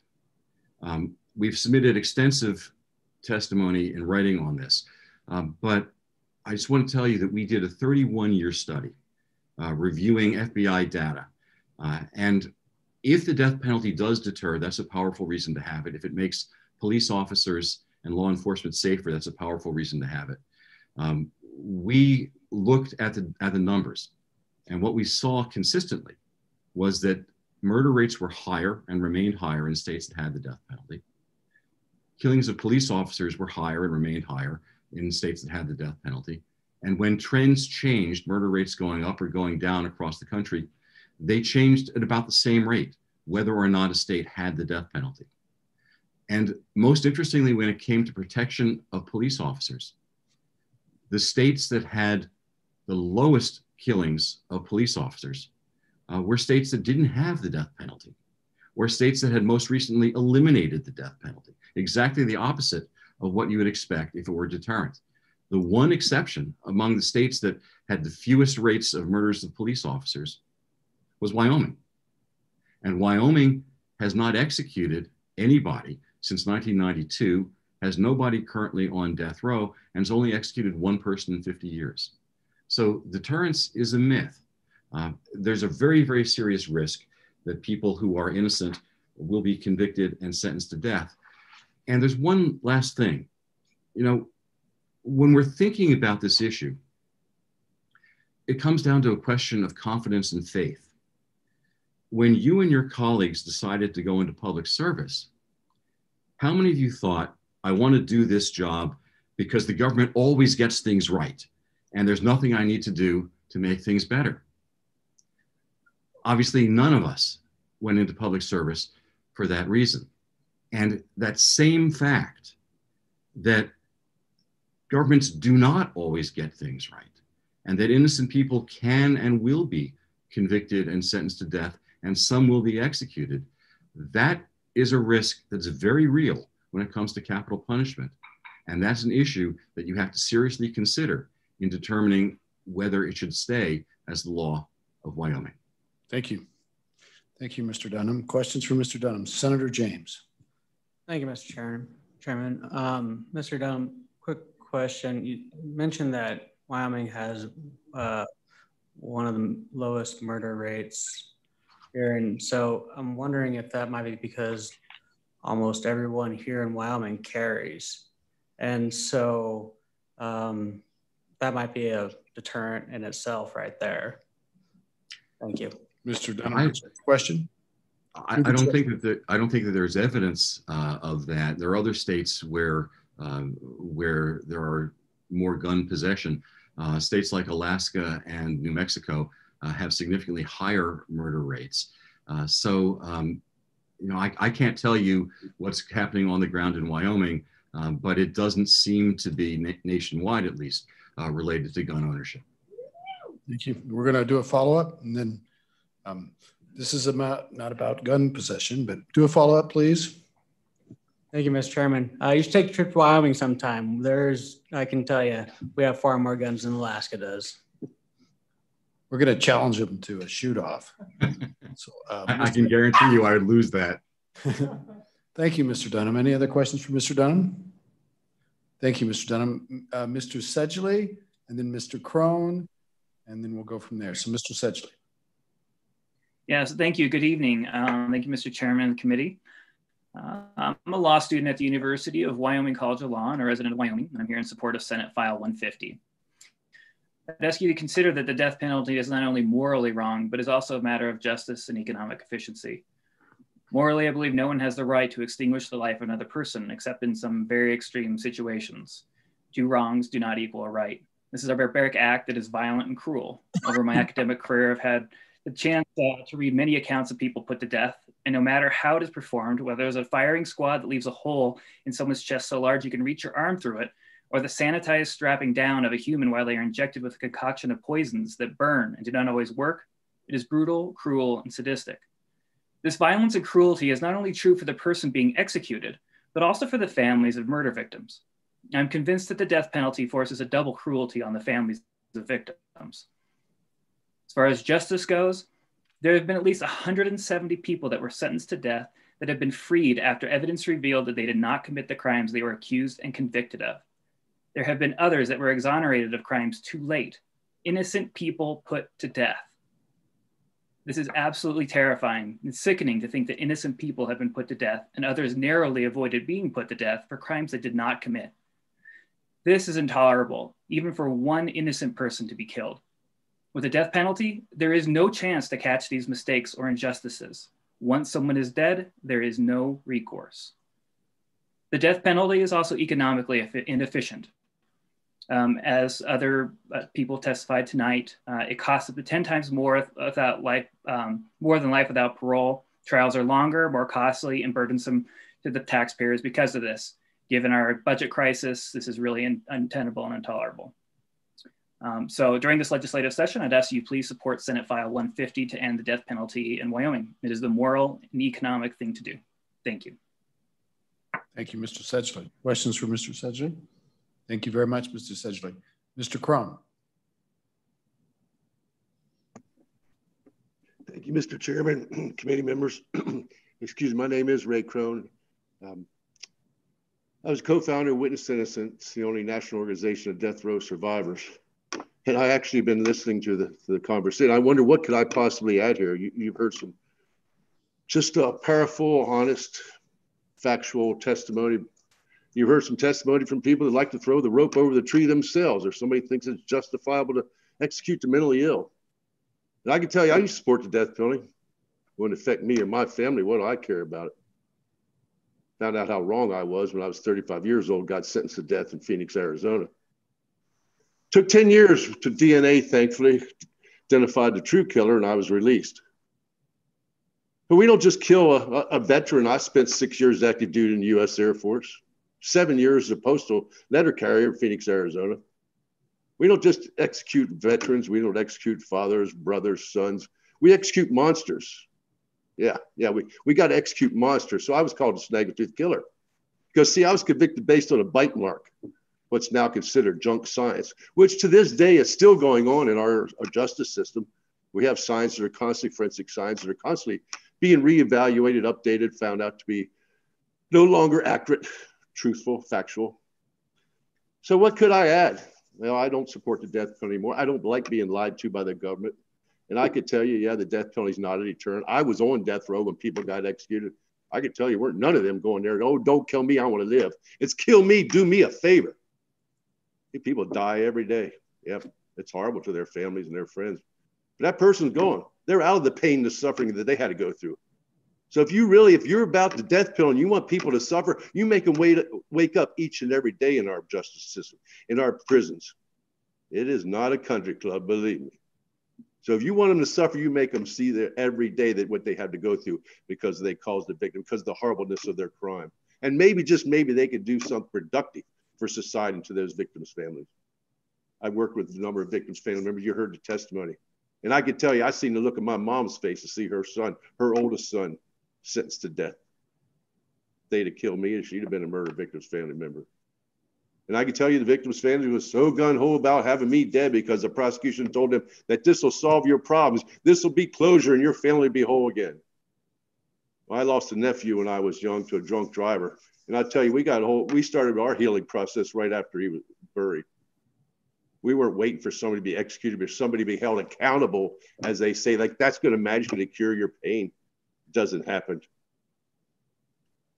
And you'll hear about the cost and you're surprised, like, oh, why we spend all that money on, we all just kill them right away. Well, it's because mistakes are made. And it turns out research and a number of tests all over the country have proven that actually the death penalty is more expensive. Your Committee on Revenue, it's something you certainly should be considering there. I hear about, yes, we need to do it for the victims' families if that's what they want. Well, we don't allow a justice system to have the victim's family determine what the justice is, what the process or what the punishment is going to be. That's an emotional act that people have emotional, and every reason so to be emotional about it. But if we're going to have a justice system that's going to be fair and accurate, it needs to be away from that emotions. And lastly, because the mistakes are made, it is why it takes so long to execute people. Someday we need to kill them faster.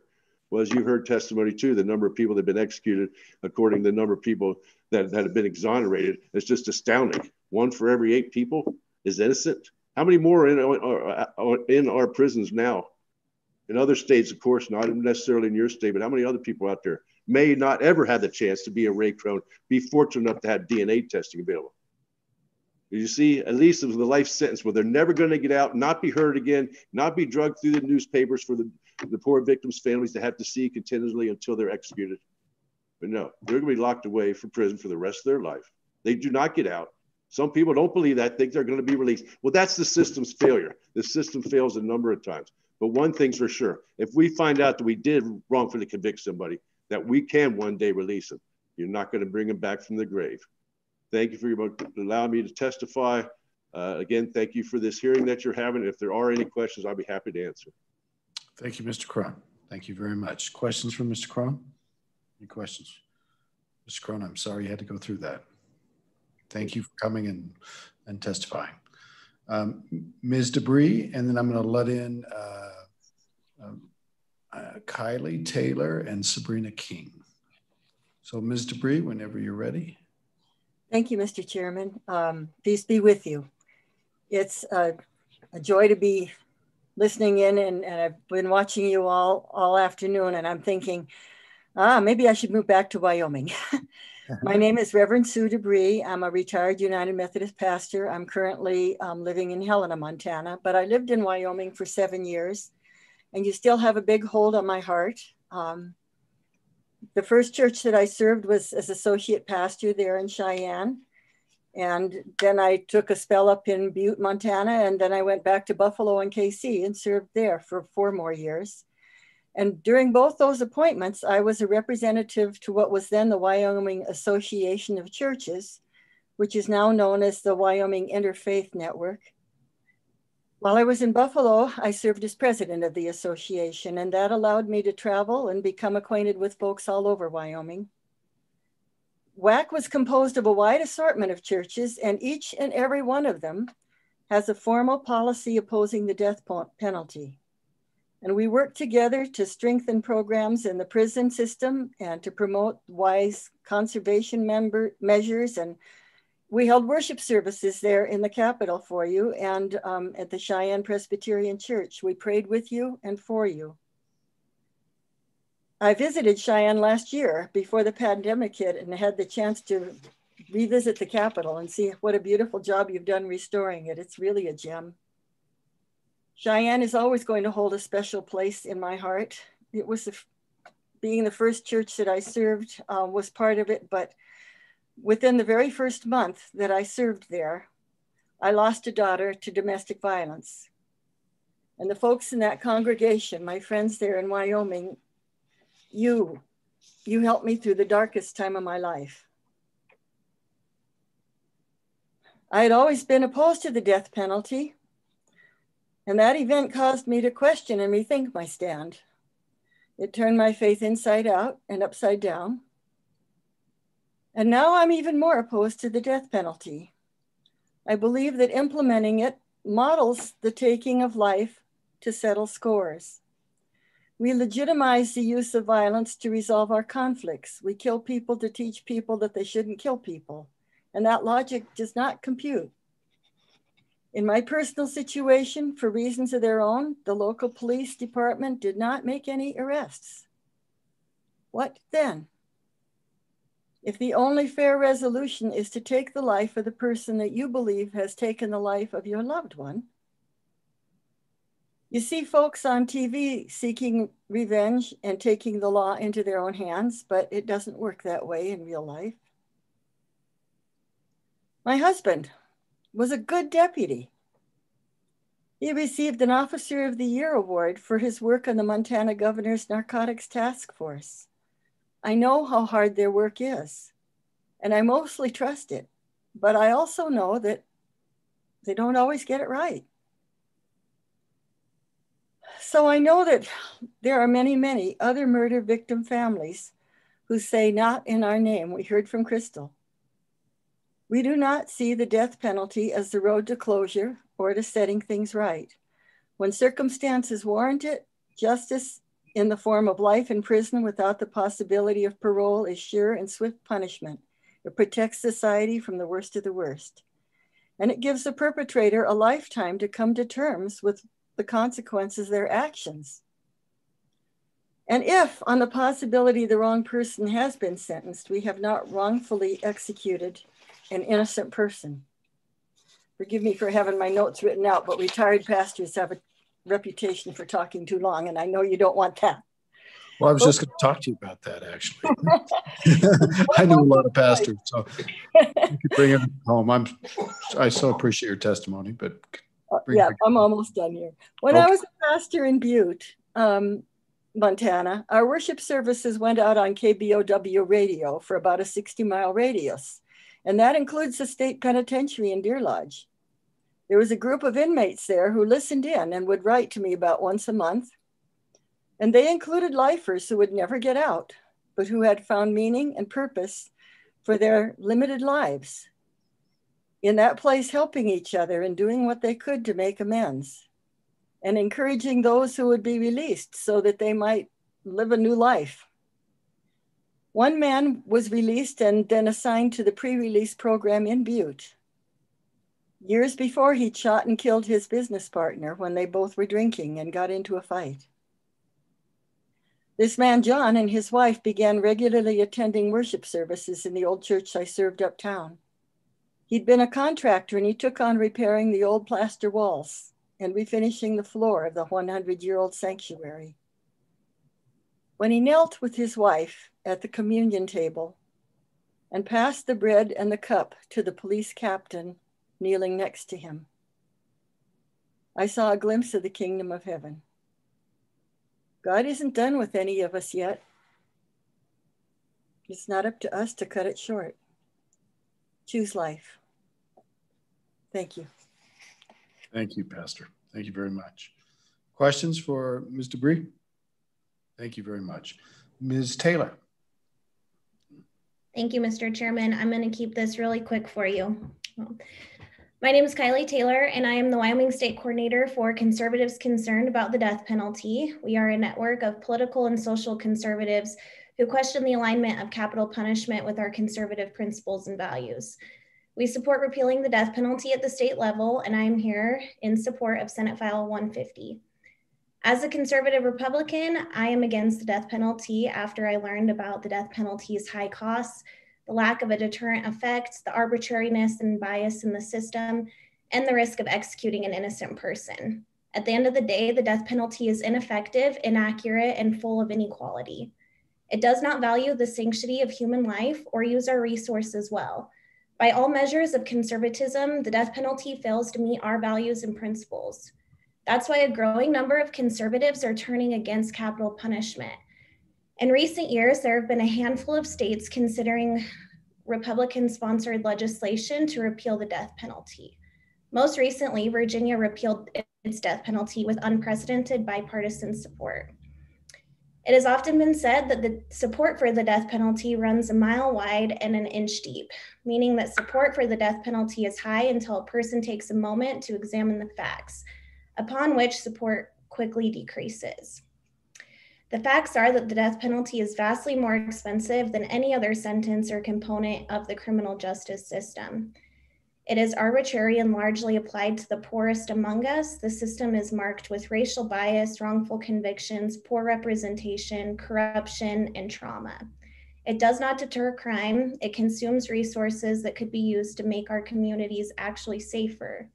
Given these things, it is no wonder that both those on the right and the left are coming together to support the death penalty repeal and looking for solutions that actually produce results in our communities. I ask you to join the growing consensus among us and support Senate File 150. Thank you for your time, and I will stand for any questions. Thank you, Ms. Taylor. Thank you very much. Questions for Ms. Taylor? You much appreciated, Ms. Taylor. So we'll go to Ms. King and then Ms. Fletcher.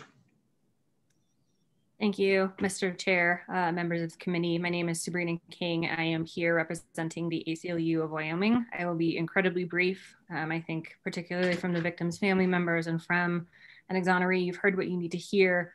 I will just say that our members across the state deeply support this bill, and particularly enabling the Public Defender's Office to fulfill their constitutional duty of representing people in our state adequately.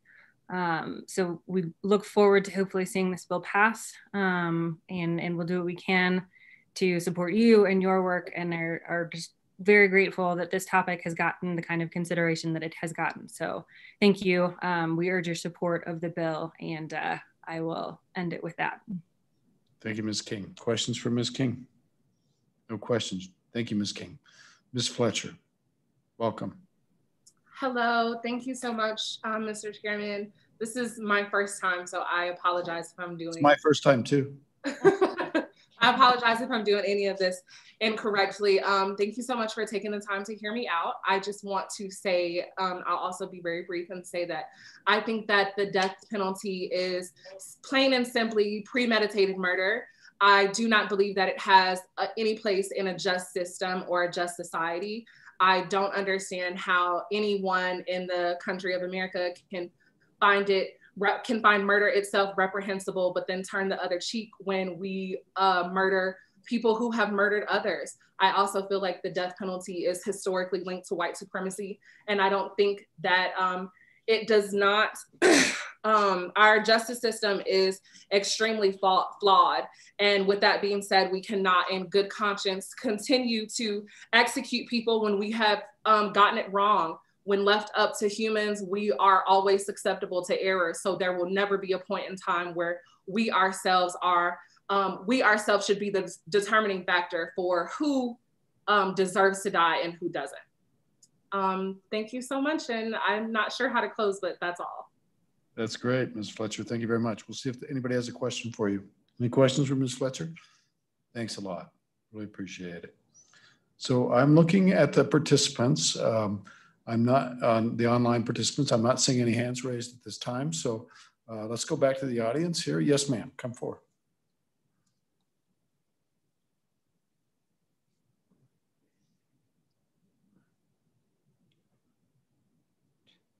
Green light. Thank you. Good evening, Mr. Chairman and members of the committee. My name is Beth Lance. I'm here testifying on behalf of the Wyoming Trial Lawyers Association.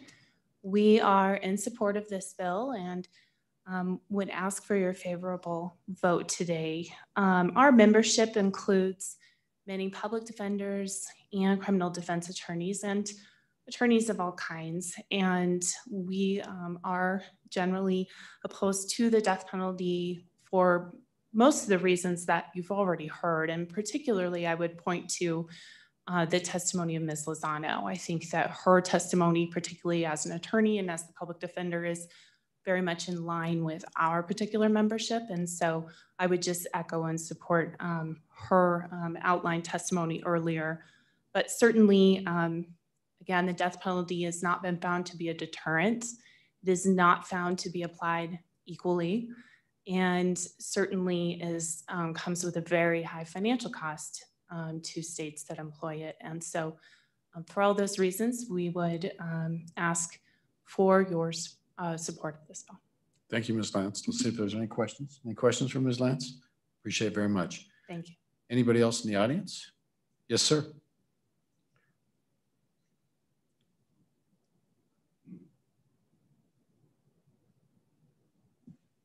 Thank you, Mr. Chairman and members of the committee. There's still so much that could be said about this, and I'm not going to say it tonight. But we appreciate it. I know, I'm sure you do. Just very much appreciative of all of this. There was one point that I did want to reemphasize just a little bit. You haven't introduced yourself, sir. Oh, I'm sorry. I'm okay. Mike Lehman. I'm with the Diocese of Cheyenne. My apologies for that. I just wanted to emphasize. See, which diocese would that be? Catholic diocese. That's correct. I'm okay. Sorry. I thought it was easy. Okay. You might think you're the only one. No, you're right. That's a fair point. Thank you. I'll have to remember that. So just wanted to reemphasize one point that I think is very critical. Obviously, our hearts go out to victims and victims' families. And what Ms. Martin's hit on, I think, and I may have to double check on this, but I think the average time between sentencing and execution in the United States is something like 17 to 18 years.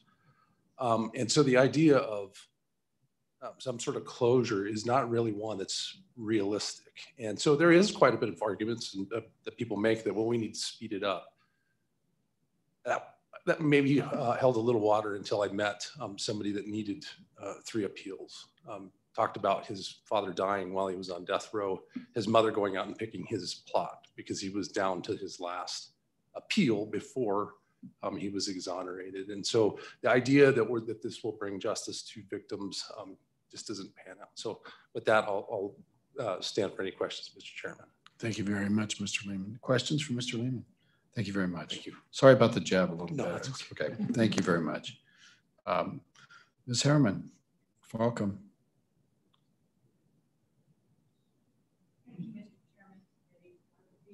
Do you have a green light and you're close to the microphone? There we go. I'm sorry, committee and Chairman, my name is Marguerite Herman. I'll be the briefest of all tonight. I'm here for the League of Women Voters. Nationally, we've been on the record since 2006 as opposed to the death penalty. And more recently, it was 2 years ago, our state league passed a similar resolution. I will simply quote Delegate Michael P. Mullen of Newport News, Virginia, a prosecutor for the city of Hampton, Virginia, who carried the House legislation in Virginia when they passed the repeal on February 22nd. The House voted after a long emotional debate, and this is just a news story of it. Michael Mullen, acknowledged he had probably made errors while prosecuting thousands of criminal cases and said he could not tolerate the idea that an innocent person might be put to death. Quote, "I no longer wish to be on the side of vengeance," Mullen said. "I ask that this body abolish the death penalty in Virginia." And so I just leave you with the vote, with the statement of a prosecutor in the position of finally repealing the death penalty, and he spoke very strongly in favor of it. Thank you, Ms. Herman. Questions for Ms. Herman? Thank you very much. How about the gentleman in the back? You're the only one that hasn't testified. We do have Representative Olson here, so thank you. Thank you, Mr. Chairman. I was really hoping to hear from the gentleman back.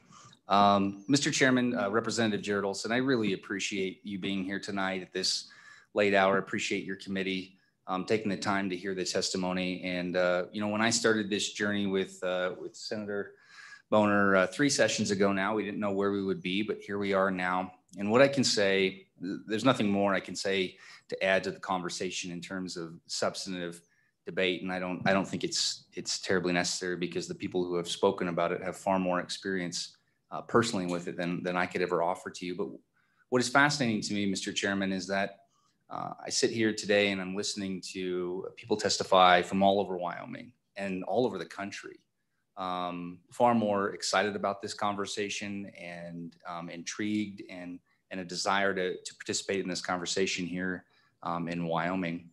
And what that tells me is just simply one thing, that this is a very important issue to people in Wyoming, to people all over the country.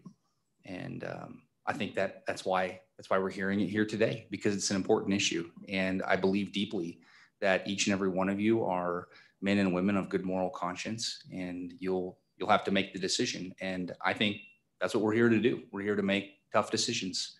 And so I appreciate you very much for your moral courage to make the tough decisions. And when you take this back to your chamber, I hope your chamber considers it deeply and considers some of the testimony that we've heard here today from, and we heard from an individual on death row, and we've heard from an individual who suffered the loss of 2 individuals and still morally opposes the death penalty. And I think those are the things that we have to consider when we cast our vote. So I appreciate you, Mr. Chairman. Thank you.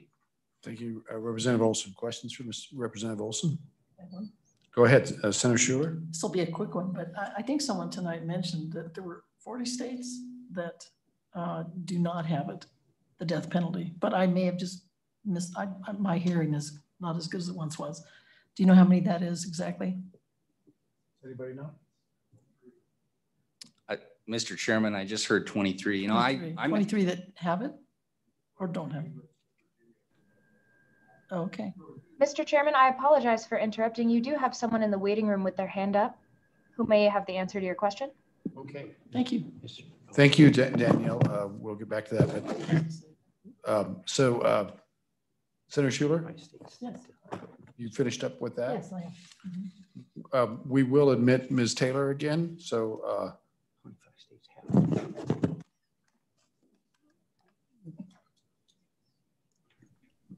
Thank you, Mr. Chairman. I just wanted to clarify that there are currently 23 states that have repealed the death penalty. So that is 27 states that still currently have it. thank you, Ms. Taylor. Thanks for catching us. Okay. Senator Boner, anything final? And before Senator Boner, I'm going to reach out to you, Danielle. Is there anybody else you're aware of that wants to testify? Mr. Chairman, I do not see anyone with their hand raised in the attendee list. Okay.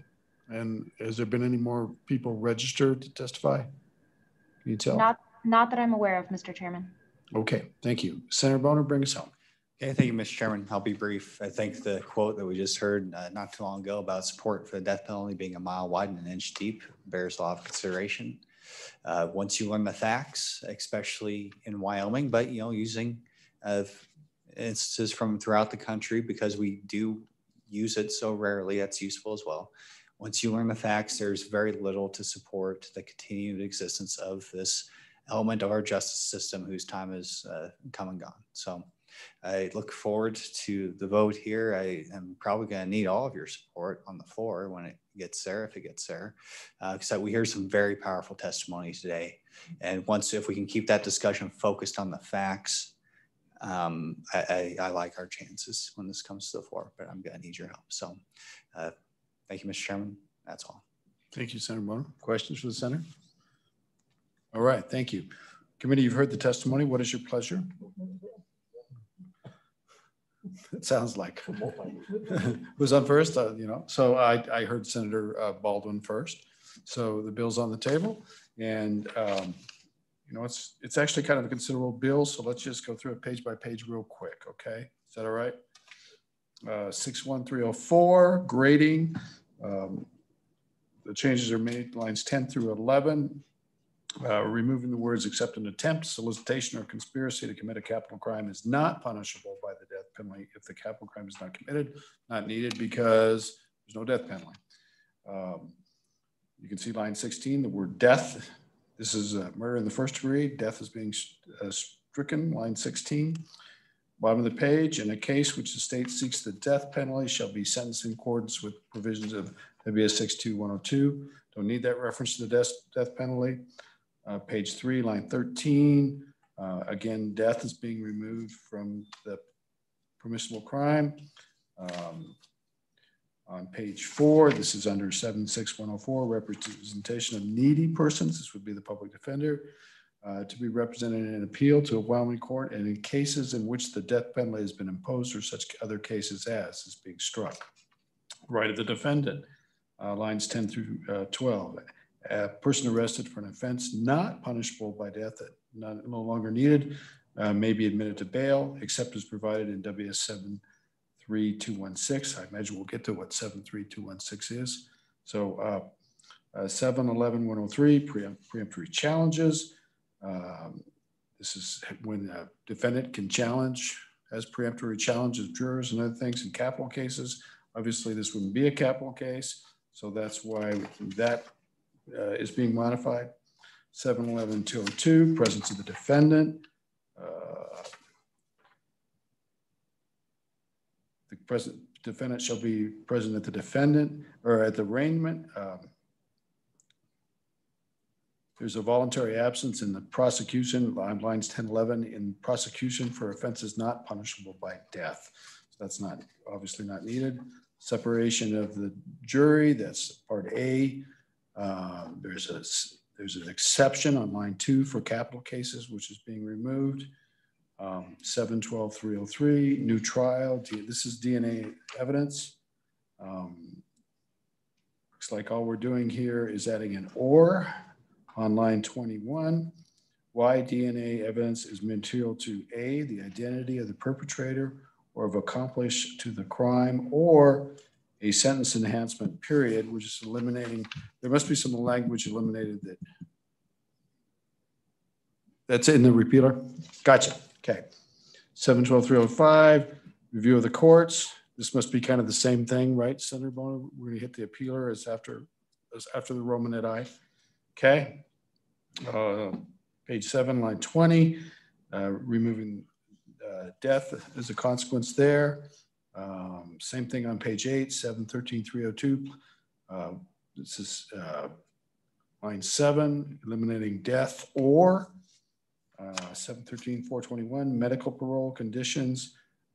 This was not permitted for death row people, so that it's permitted now, except for inmates sentenced to life imprisonment without parole. So that's actually, let's read it from the top. It says, notwithstanding any other provision of law restricting the grant of parole, except for inmates sentenced to death, which is now going to be life imprisonment without parole, the board may grant a medical parole. So I think I get that actually you don't get a medical parole in this case. Is that right? It's kind of a, okay. Page 9, eliminating the words death on line 10. This particular program, 716-205, line 22.